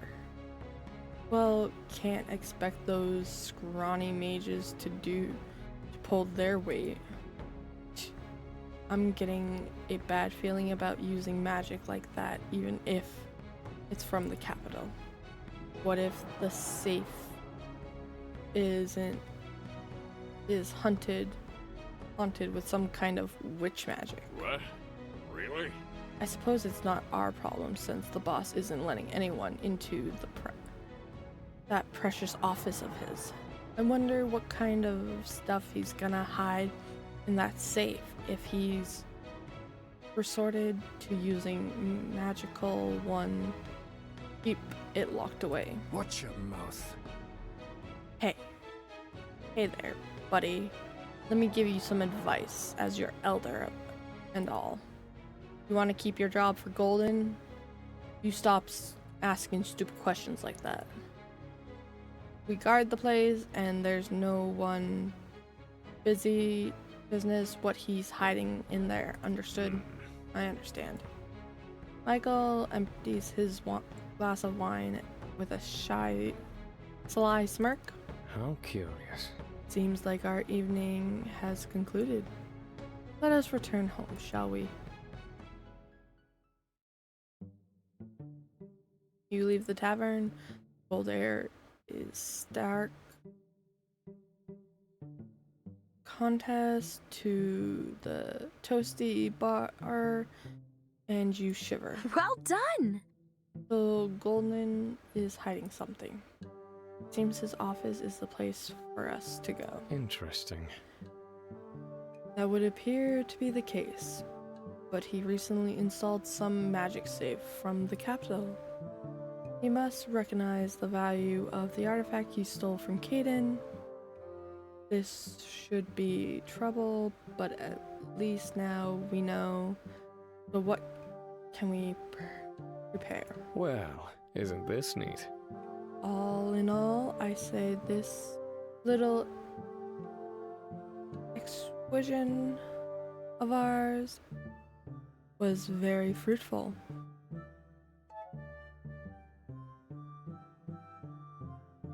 Without the spying, it was almost a date. You know, if we took away the spy element, this would almost have been a pleasant night out. Oh, really? Oh, really? I happen to have a weakness for dates with a bit of dangerous tension, so to say. So let's do this again sometime, no? But tell me, Anne, what was life like at the Academy? Why do you ask? I thought you were confident the Academy was a horrible mage prison. Oh, yes. But that doesn't mean I know how you felt growing up there. I thought your perspective would be valuable to consider. That's rather pragmatic of you. Very well, I'll bite. The Academy is a wonderful place. A safe haven for mages to study and research without fear of the ignorant masses who wish us harm. Everything's in perfect balance, just like Izith intended. Does that answer your question? It certainly confirms that they brainwashed the lot of you. That's for sure. That's it. I'm done talking to you.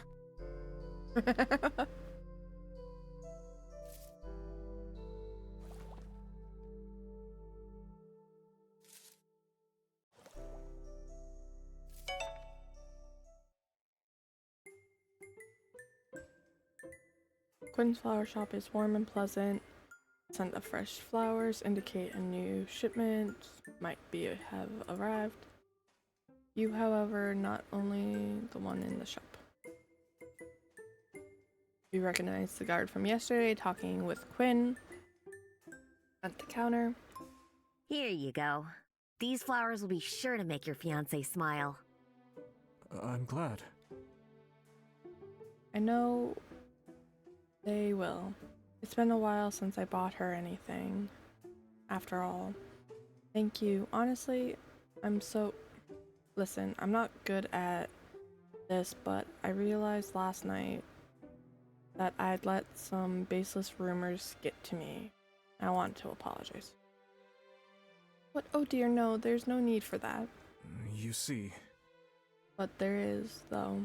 I might not have said it to your face, but I thought some pretty horrible things, and I don't know what came over me. There's no excuse. I'm sorry. Thank you. Thank you. I appreciate the apology. Thank you. Well, I'll be off. I'm 2% these to Lois. Have a nice day. The man walks past you, giving you a pleasant smile before leaving. It doesn't look like he recognized you at all. About that. It's probably because he were different from Ronan yesterday. We defeated Ronan. By weakening the host demon, he probably lost his influence over that guy and returned to normal, just like all those people during the fire. That's great. Maybe that means there's hope for Ronan yet. I wouldn't go that far yet. There's quite a difference between getting in a frenzy and actually being possessed. I do agree it's good news, though. Did something good. Welcome back. Welcome. How'd your mission go?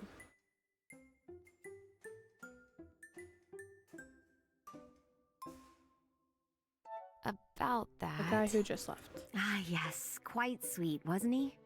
I haven't had anyone come and apologize to my face like that before. Oh, how refreshing. Maybe there's hope for me in this village yet.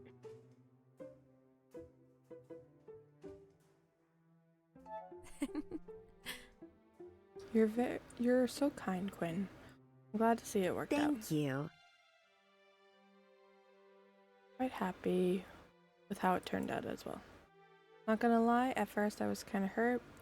He'd been one of my most loyal customers after all, but he made an effort to better himself and even came to offer his apology. Well, then I want to support that. The world has enough hate in it already. I've always said it's exhausting and holds no guard.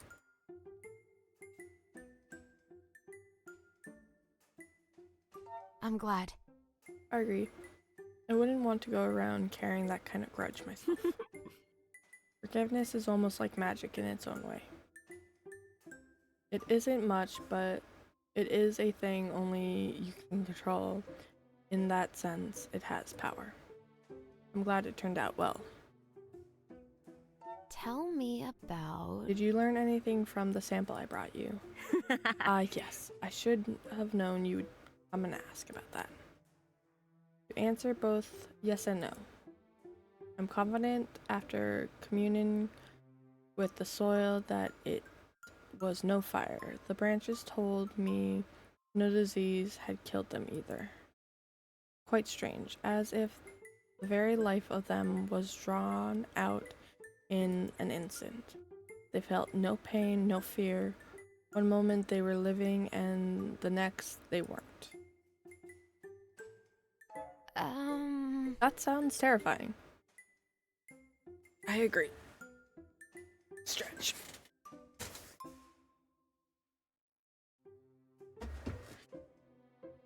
Oh, stretchy stretch.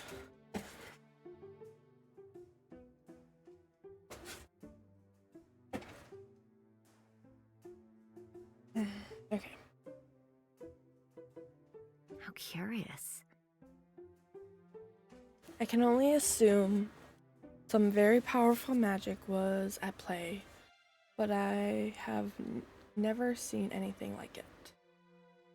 It is definitely not anything that would ever be approved at the Academy. But that is all I can say for now. I hope it proves helpful. I'll be off then. Take care. Here you are, Mime. This is a sweet roll? But why? I noticed you were shooting the baking stall longing glances earlier. Given you can't actually reveal yourself, I figured I could swipe it for you. Thank you so much. You're so kind. Wait, you did pay for this, right? Well, you can't expect me to do more than one good deed in a day, can you? Michael? Oh, Michael.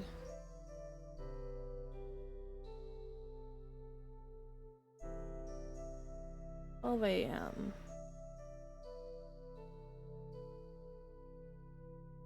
Should I study now? I kind of spent the whole...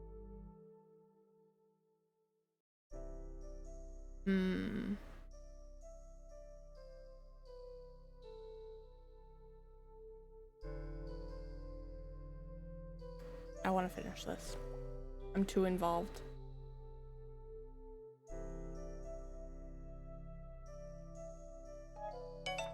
I'm checking on Kaden. Can't find Kaden anywhere in the shop. Instead, you run into Elizabeth near the storeroom, looking troubled. Welcome back. Ah, Silver, there you are. You have a moment? I just forced our newest guest back to bed so he could rest properly. He was exhausted even if he hid it well. It's clear that his stay at Bouldrin was far from pleasant, and his running in Runan wasn't much better.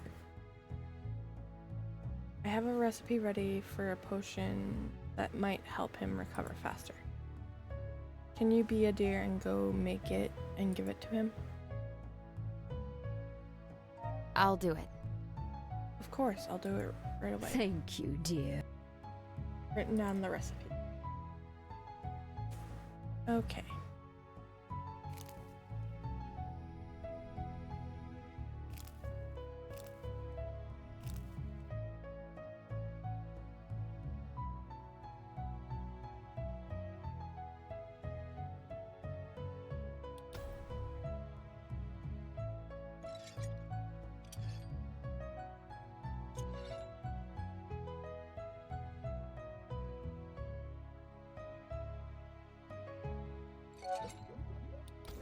Well done. Okay.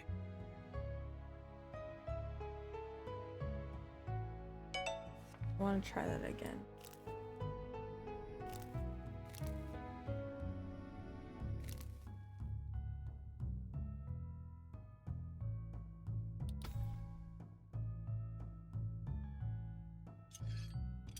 Good.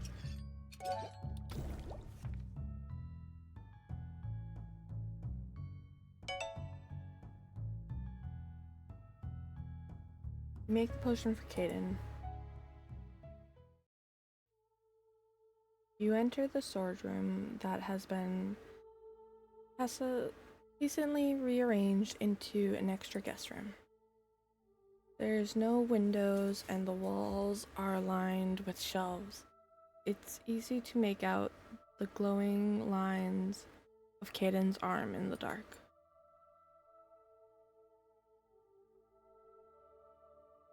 The cot he's sleeping in is a far cry from a proper bed, but by the looks of his snoring away quietly is miles better than whatever condition Goldrin was keeping him in. Hi. Hey, Kaden. Are you awake? You call out gently. And bright azure eyes shoot open. Who? Oh. The Outlander sits up quickly and groans. What if Elizabeth told you is the truth? He probably feels like a bag of rocks right now.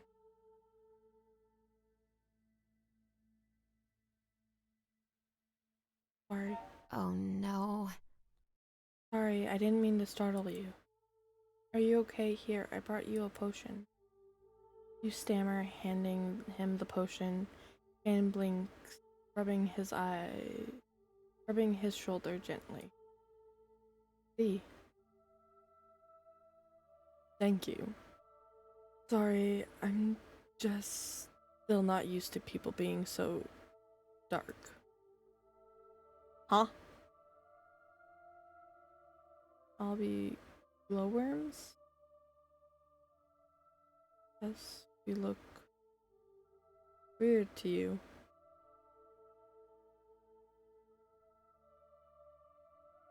Huh? Yes, that makes sense. Probably look pretty outlandish to you. Ah, sorry, I didn't mean to offend you. Are you offended? That is all so confusing. How do I properly communicate like this?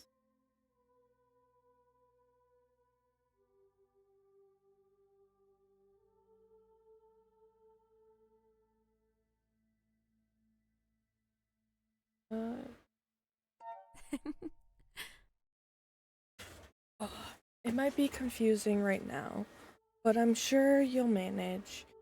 You're already doing great, honestly. Thank you. That is comfortable thought.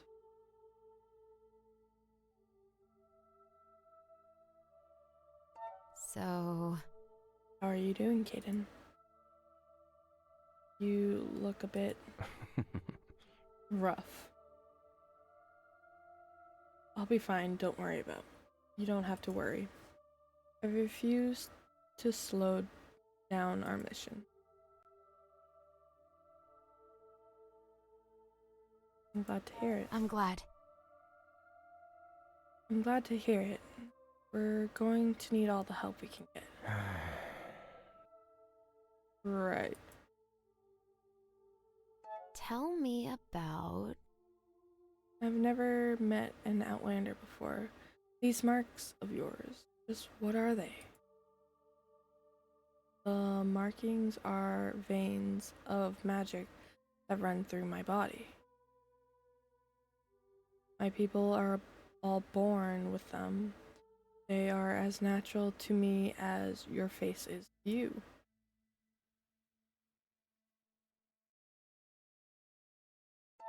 Really? Wait, they are magic? Does that mean you are a mage? Well... I've never studied the art of magic, but all Outlanders are capable of using it to some extent. Like the ritual, no reason to dwell on that. What do you mean? You mentioned that I was difficult to understand because I don't have marking. How does that work exactly? Do you talk with your markings? How does this... That's a bit difficult to explain. Our magic in our skin reacts to burst of emotions. Some might be able to shift the reaction, but to most, it's an automatic response beyond our control. The visible cues therefore give a clear indication of the Outlander's state of mind. We can use them to read each other, especially in the dark where body language is, well, not visible. So... I brought you a potion to help you recover faster. You hand him the potion. Caden observes the thick liquid curiously. Huh? You are an alchemist? Oh, curious. I've never seen an alchemist use this practice before.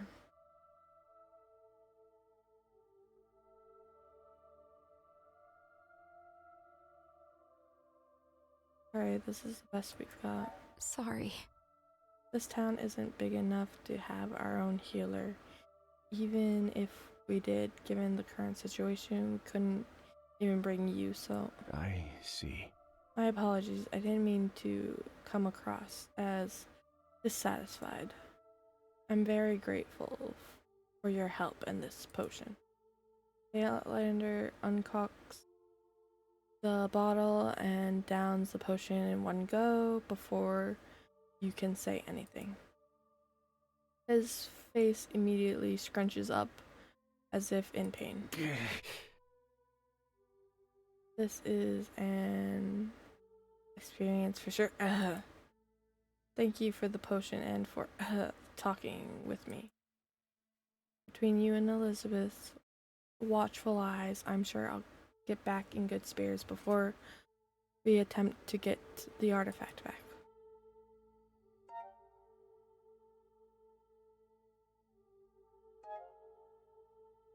You step closer to the Outlander and give him a cheeky smile. Anytime, Caden, and I mean that quite literally. You wink and the Outlander seems taken back. His markings turn a bit warmer. Turn purple. Or is that pink? I think that's what you... Well, you laugh and waltz off, leaving him to rest. I must admit, I'm a bit envious of that invisibility spell you use, Mime. To disappear from sight even in bright daylight. Not even the Nightwalkers can do that. It's not really that great since it only works on non-magi humans, but it beats having to hide away all day. Sorry about that. It's okay. It was my own recklessness that landed me in this situation after all. Hopefully, once all of this is over, I'll have the chance to explore the world of daylight on my own. I hope so too. If you want to, I'll share all the interesting spots I found with you. That sounds great, actually. I'm looking forward to it.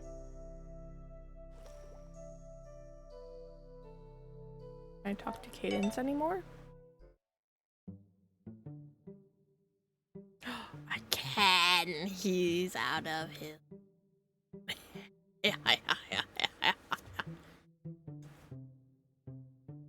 You find Caden. What? He is cute. And she still baffles me. I'm like, guys, look, I swear, this is so weird. Like, do you see this? This is uncanny. This is really uncanny. This is like how I drew myself. That's so weird, right?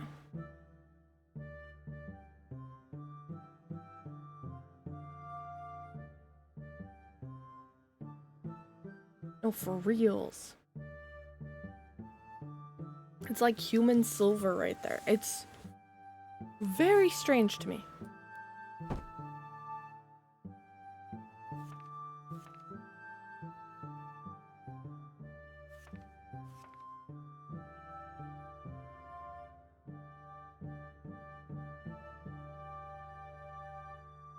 You find Caden standing by the window in the shop, looking out at the people walking by.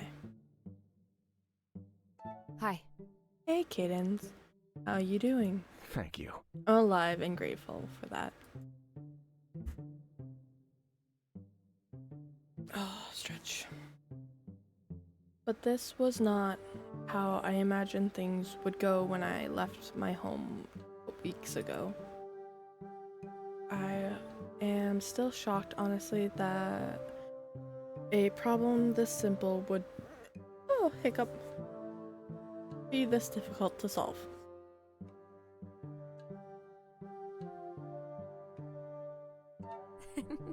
Well, we humans tend to do that. Well, It's not that my own people aren't without flaws in this either.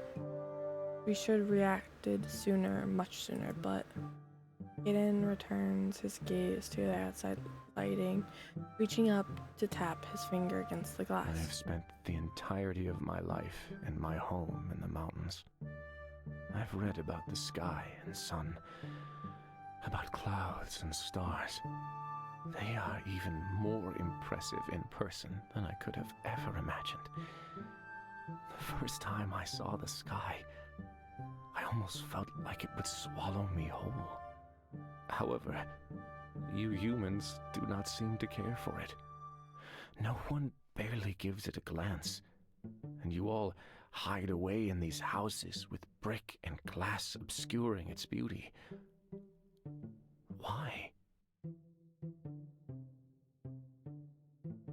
Hi, Jordan! Welcome, welcome, welcome. Just wait till you see rain.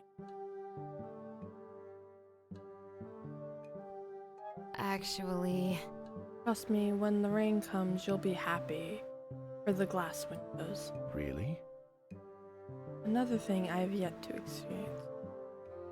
Oh, it's raining outside my house right now. That's funny. I guess the novelty wearing off when this is the environment you grew up in. Perhaps you would feel the same were you to come visit my home in the deep underground. Well, I was playing Fortnite earlier with Mamo and Holden, and then they got off, go do stuff and go to bed, and then I started playing this, and I still need to study for my tests for next Tuesday, but I'm procrastinating on studying 'cause I want to play this. But yeah, that's what we're doing right now. We're also talking about how uncannily I look identical to the character.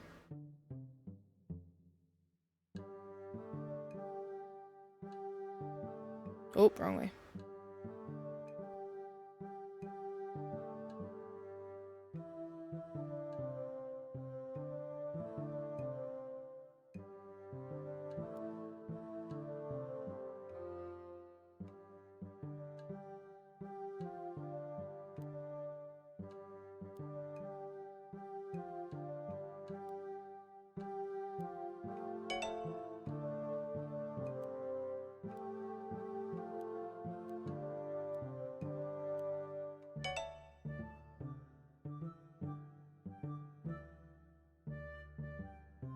If that's true, then the only way to experience this wonder is to travel to someplace new. Romance. I wonder. Is that an invitation? You should know that if I come and visit your home, I expect the grand tour. If we succeed in this mission, then I owe you much more than a tour of my home. Let's hope we get the chance. I will be looking forward to it. Tell me About the Outlanders. You know, Well, first of all, we don't call ourselves Outlanders. Much like we don't call ourselves Outlanders. Outerlanders. the mountain region to the west that we call home is called Darkhem, home of the dragons.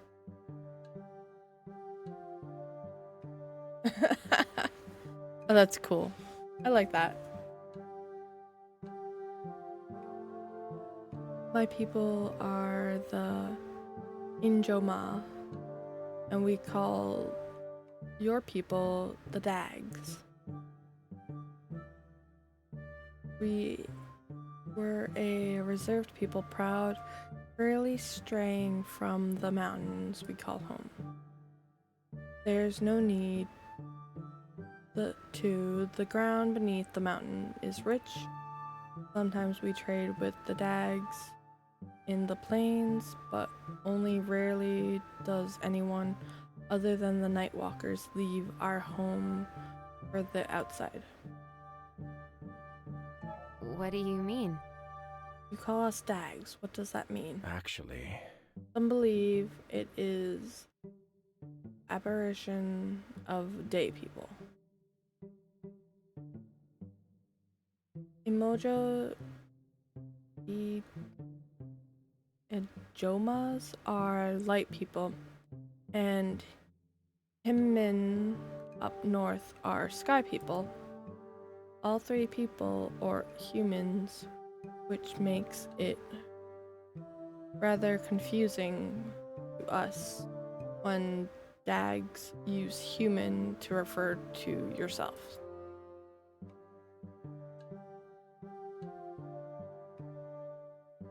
How can we all be humans? I wonder. How can we all be human, though?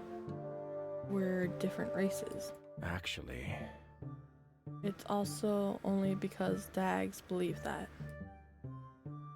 Both Injo and Himun hold records that our three people were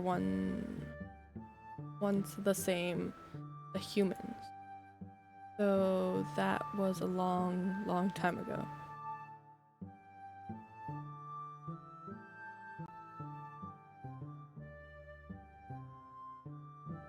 You think he would be mad at me if I asked if I could glow? Because I want to glow. That would be awesome.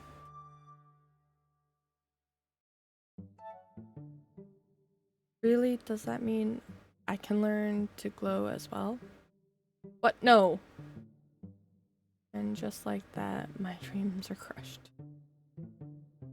The more time I spend among your people, the more I realize our two societies look at the world differently. It's unsettling that something that such a clear fact to me isn't so for so many. Huh? Email eyes on. well, I doubt you'd ever met one. You have. They are people living in the mountains, far to the north. They used to travel quite a lot, trading with the old Dag Kingdom. After your empire was formed, however, they retreated to their homes and closed their borders. I never met one myself, but I heard they are free-spirited and proud people. Some even say they grew wings so they could fly among the eagles, but it's hard to tell if that's true or not, or just exaggerations. I have some questions.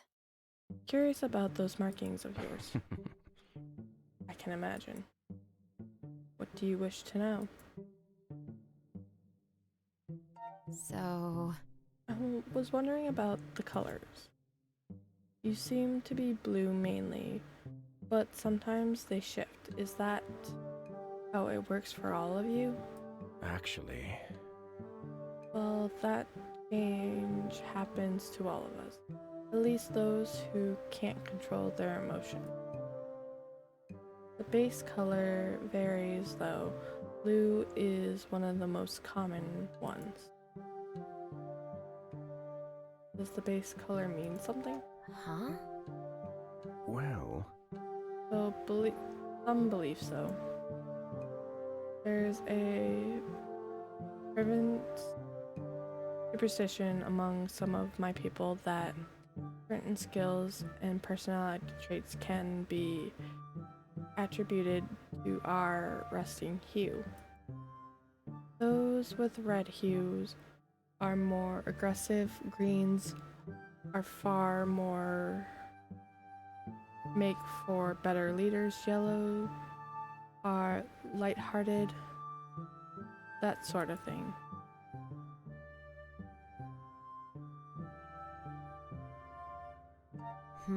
Oh, and what does blue mean? Rebellious wanderlust? More like level-headed and rational. So yeah, not that accurate. There are some who benefit from such beliefs. Elders who guide the young based on their hues. Matchmaking who paid to guide romantic compatibility. I suppose some people just yearn to be told who they are by someone else. I'll be off then. We should get going. I'll be here if you need me. See you later then. You are rather expressive compared to the other Outlanders I've met, Caden. You've dealt with my people before? The Hunters sometimes did business with the Nightwalkers. I've never spent much time with them myself, but even from afar, you get the impression that they're a stoic group. To put it mildly. What was that?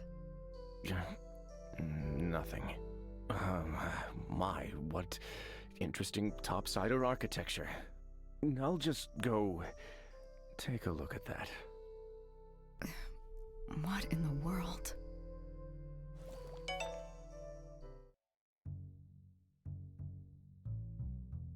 You find Elizabeth in the shop, and she looks up from the book she was reading as soon as you approach. So that's how it is. So I heard you and the others are heading out to do something illegal.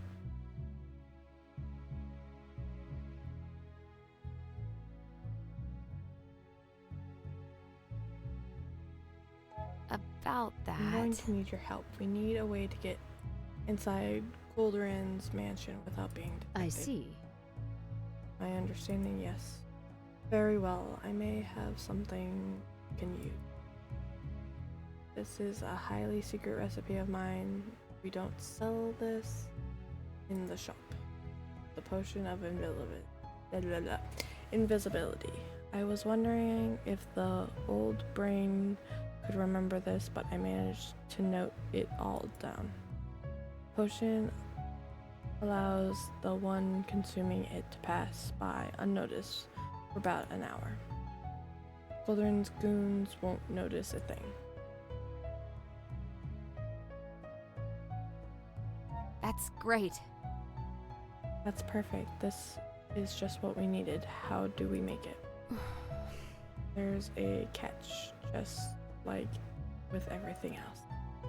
The potion demands ingredients we do not currently have in stock and might be able to supply us with some, but we have to get a bit creative in how we obtain the rest. This is a list of ingredients, so take it to Quinn. They might have an idea where to find the rest.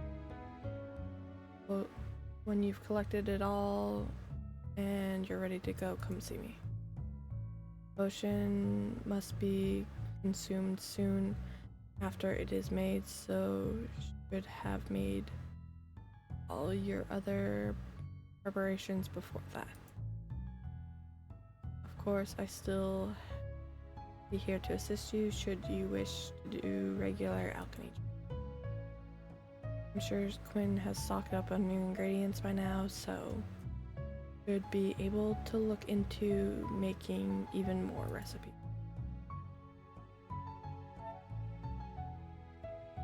Let's practice some alchemy.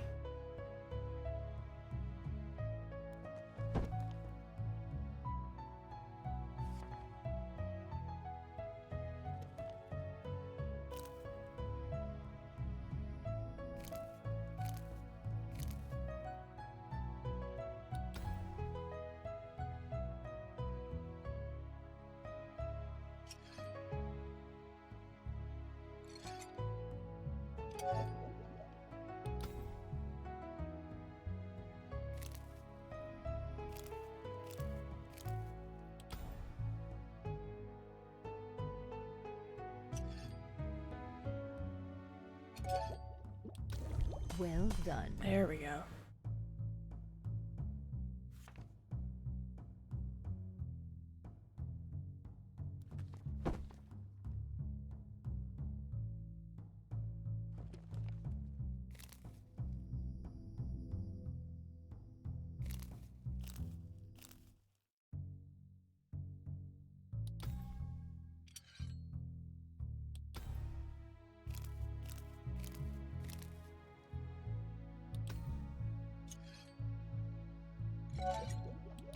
Oh, that's There splendid. we go.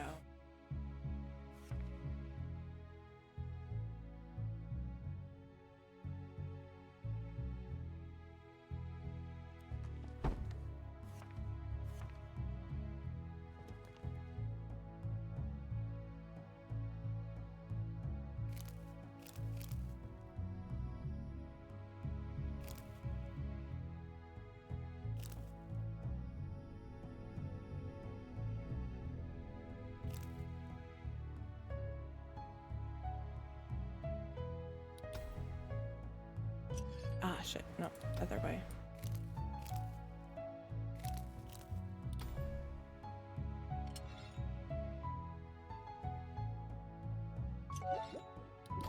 Well done. There we go.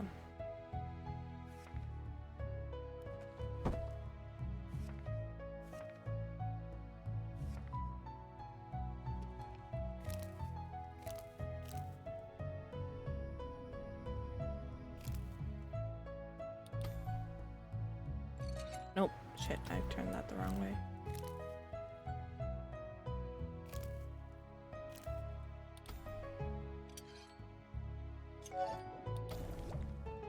Oh shit, no, I fucked it up.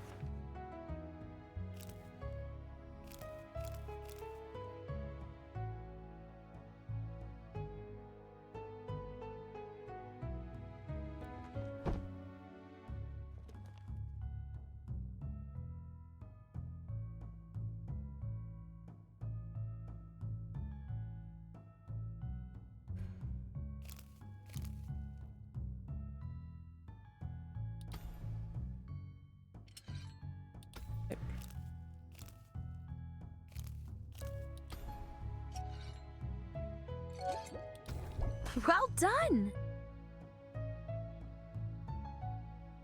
One turn.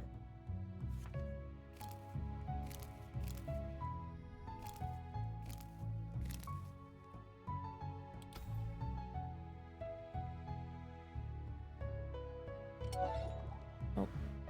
No, wait. There we go. Yippee! We're trying to get all the stars of the alchemy book.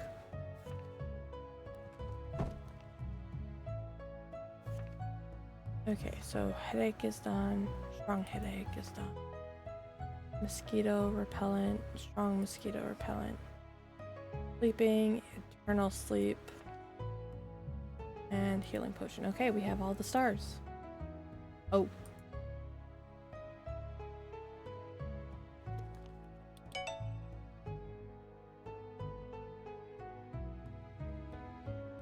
Still new potions to discover, perhaps.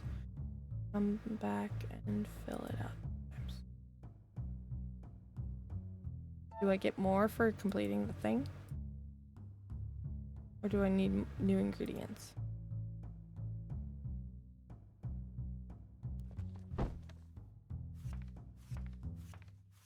Yeah, no, I need new ingredients.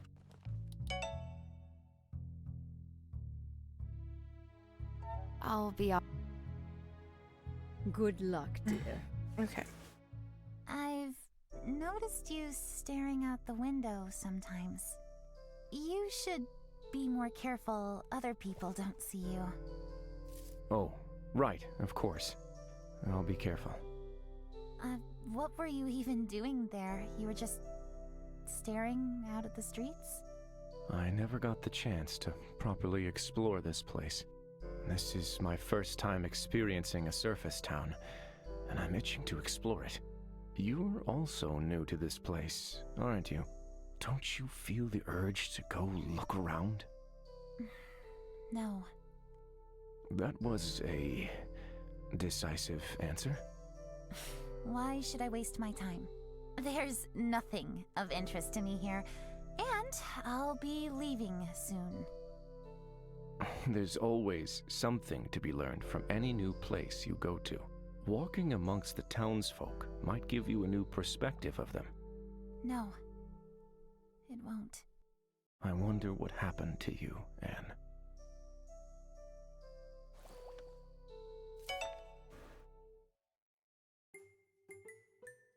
Welcome back. What can I do for you? So, You perhaps get new supplies in? I have a list of ingredients from Elizabeth. We need for a potion. Can you help us with any of it? How curious. Quite an odd selection of herbs. I don't think Elizabeth has asked me for any of these before. Curious. I can provide you with roses, however, blue cornflowers are not something I usually sell. They should be growing in the forest, but they are quite shy, so they might be tricky to find. Maybe there's someone around who knows the forest well, who can help you out. I'll be off then. Take care. So, how is freedom treating you, my friend? Better than the chains, for sure. But it's still rather stifling. Getting tired of hiding in the shadows, are we? It can't be helped. If I act carelessly and am discovered again. Discovered being the key word here. You know, I do happen to have quite a bit of experience with hiding in plain sight. I believe it's a little easier for you to blend in. Have you seen my clothes? I think I can work around a bit of glowing skin. Victoria is not going to approve. I again will refer back to the word discovered. But of course, if you are not curious about how the town looks from outside this little shop. Okay. Oh my god. Let's go.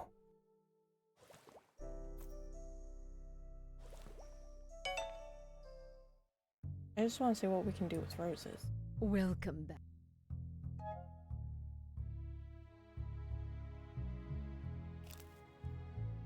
Careful when you add that.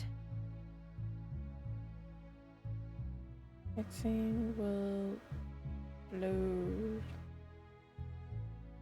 Ingredient comes into contact with another valor. So, in other words, I should not do.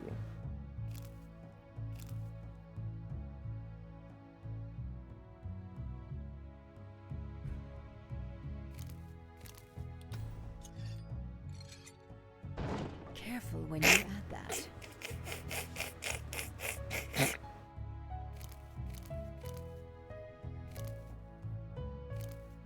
I had to see, guys. I'm sorry. I didn't mean to do it this time. That one was not on purpose.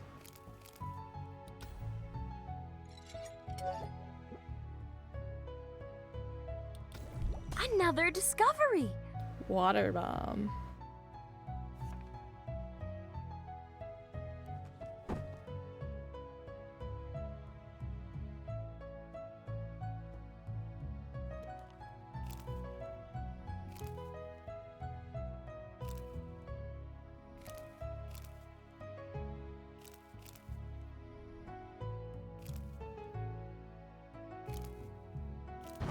Patience, Oh. child.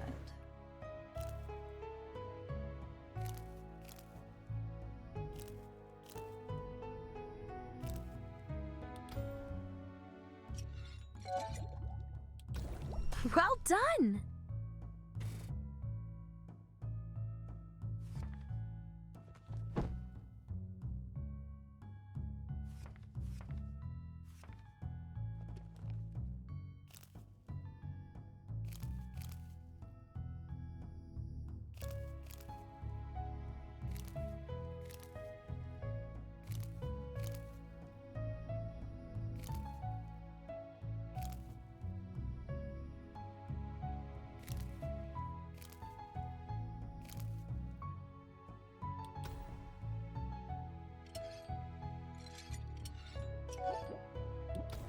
How did it go?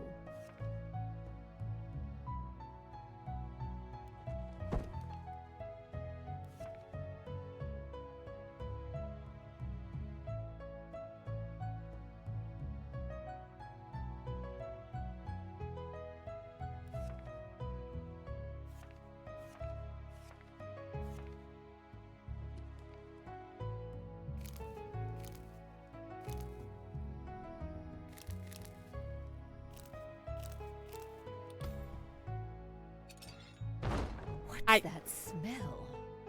Me blowing up things in the shop.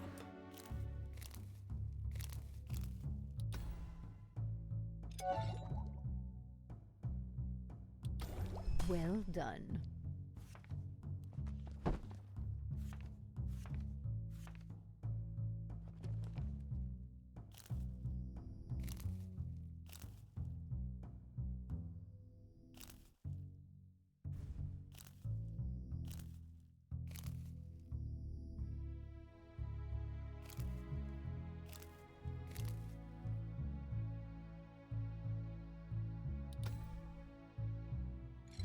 Ah, shit.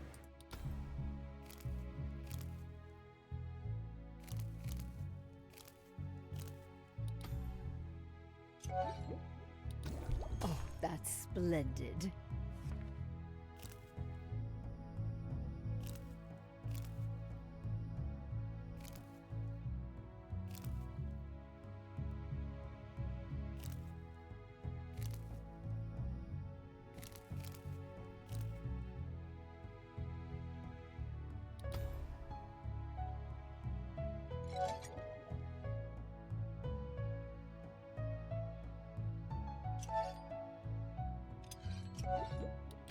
I'm proud of you, dear. Oh, right. 2 ingredients.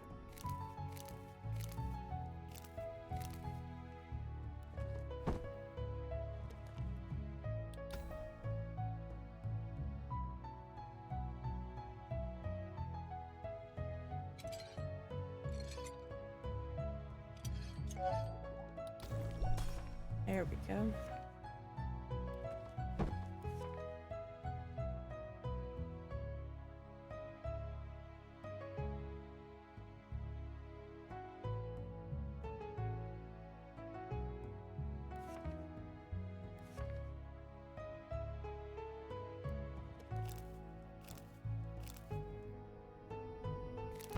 I'll just take a step back.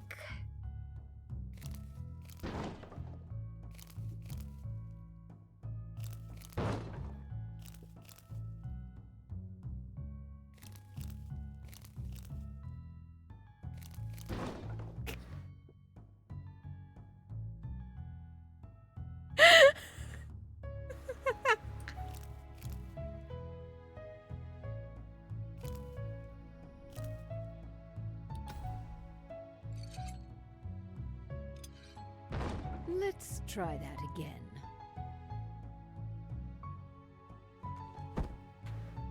I can't help it, guys. That's just fun. Oh, no, I wanted...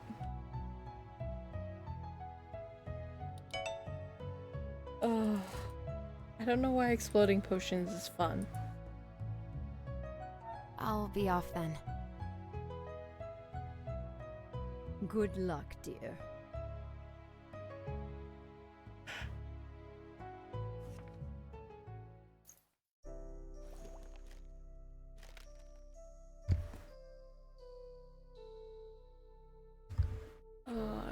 Beasy Beasel.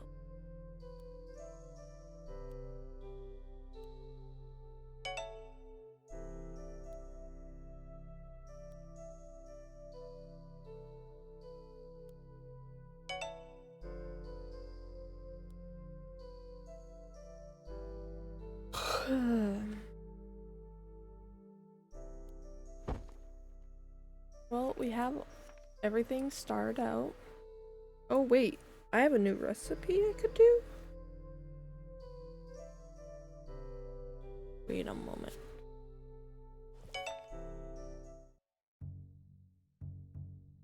Welcome back.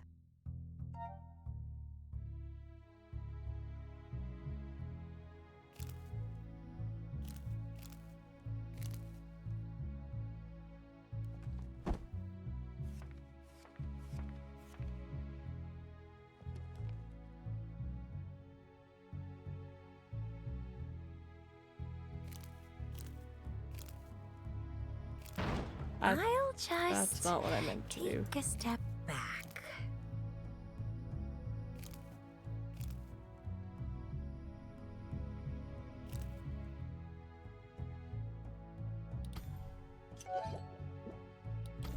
Whoa, look at that!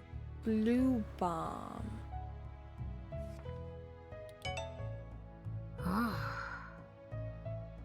And breakdown. Well That's a done. lot of potions. Well done. I'm impressed you have improved your alchemy skill tremendously already. I'm glad. All thanks to your help, Elizabeth. I appreciate the flattery, but don't sell yourself short, dear. You have been working very hard for this. About that.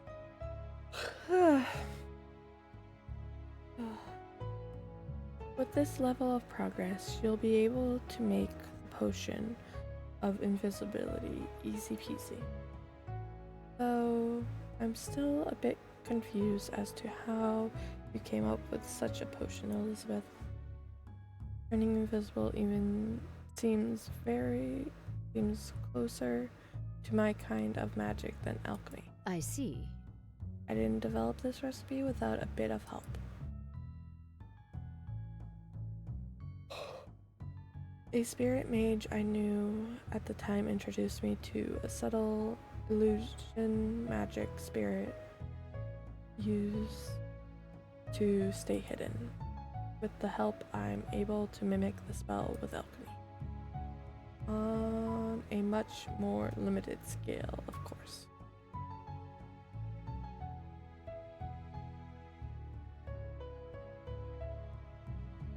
Okay. Thank you. I wonder. Blog. Okay. Hold on. Blog. Thanks for your help. I'm sure the potion of invisibility is going to be a great help for us in getting inside Goldwyn's mansion.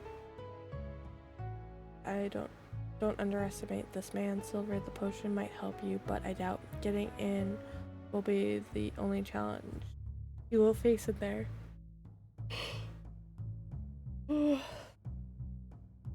Golden might be a fool, but he is paranoid one, which makes him very dangerous.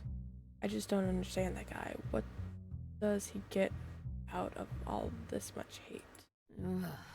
I've been living in this town long enough to know Nicholas Goldner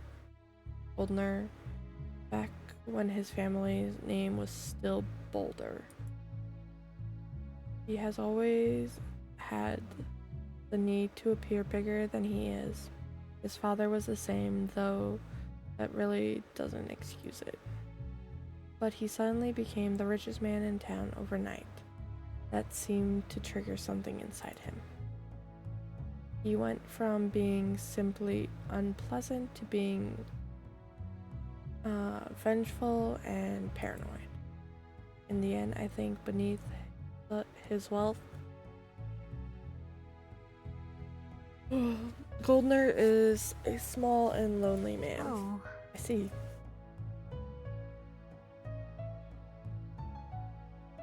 We have to We help. still have to do what we can to retrieve the sword he stole from Caden.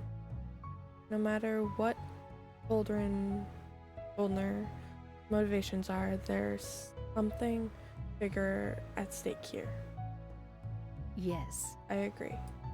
I have no sympathy for that man, but content is always valuable. Villains are not born. They are made. That does not mean you should pity the villain.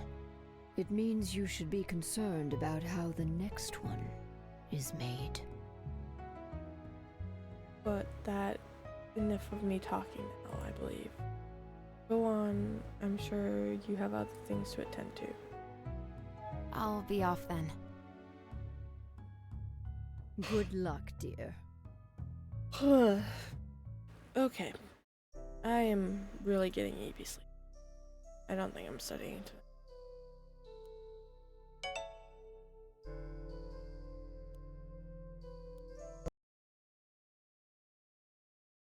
Ugh. Yeah. Hold on.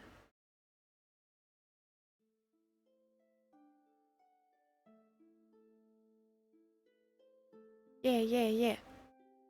I gotta figure out how to make my transfer scenes simpler, like on my stream deck.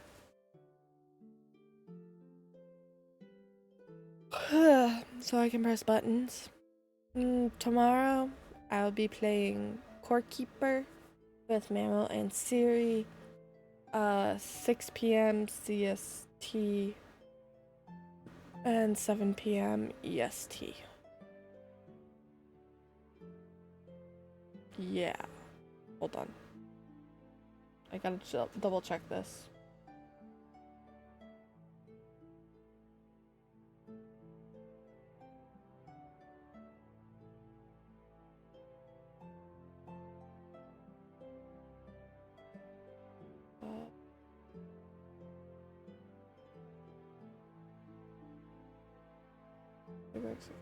Yes, 6 p.m. CST, 7 p.m. EST. That.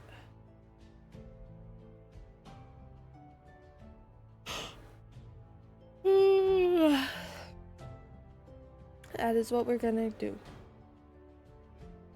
So we're gonna have fun with playing all those games.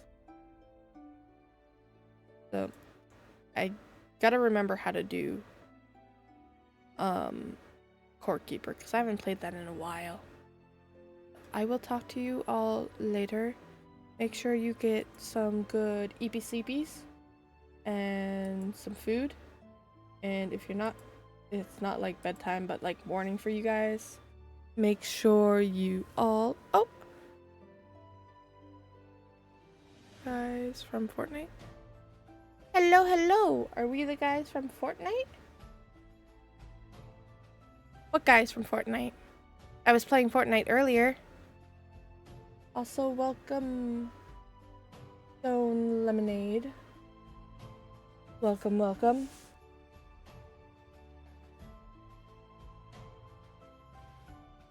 But yes,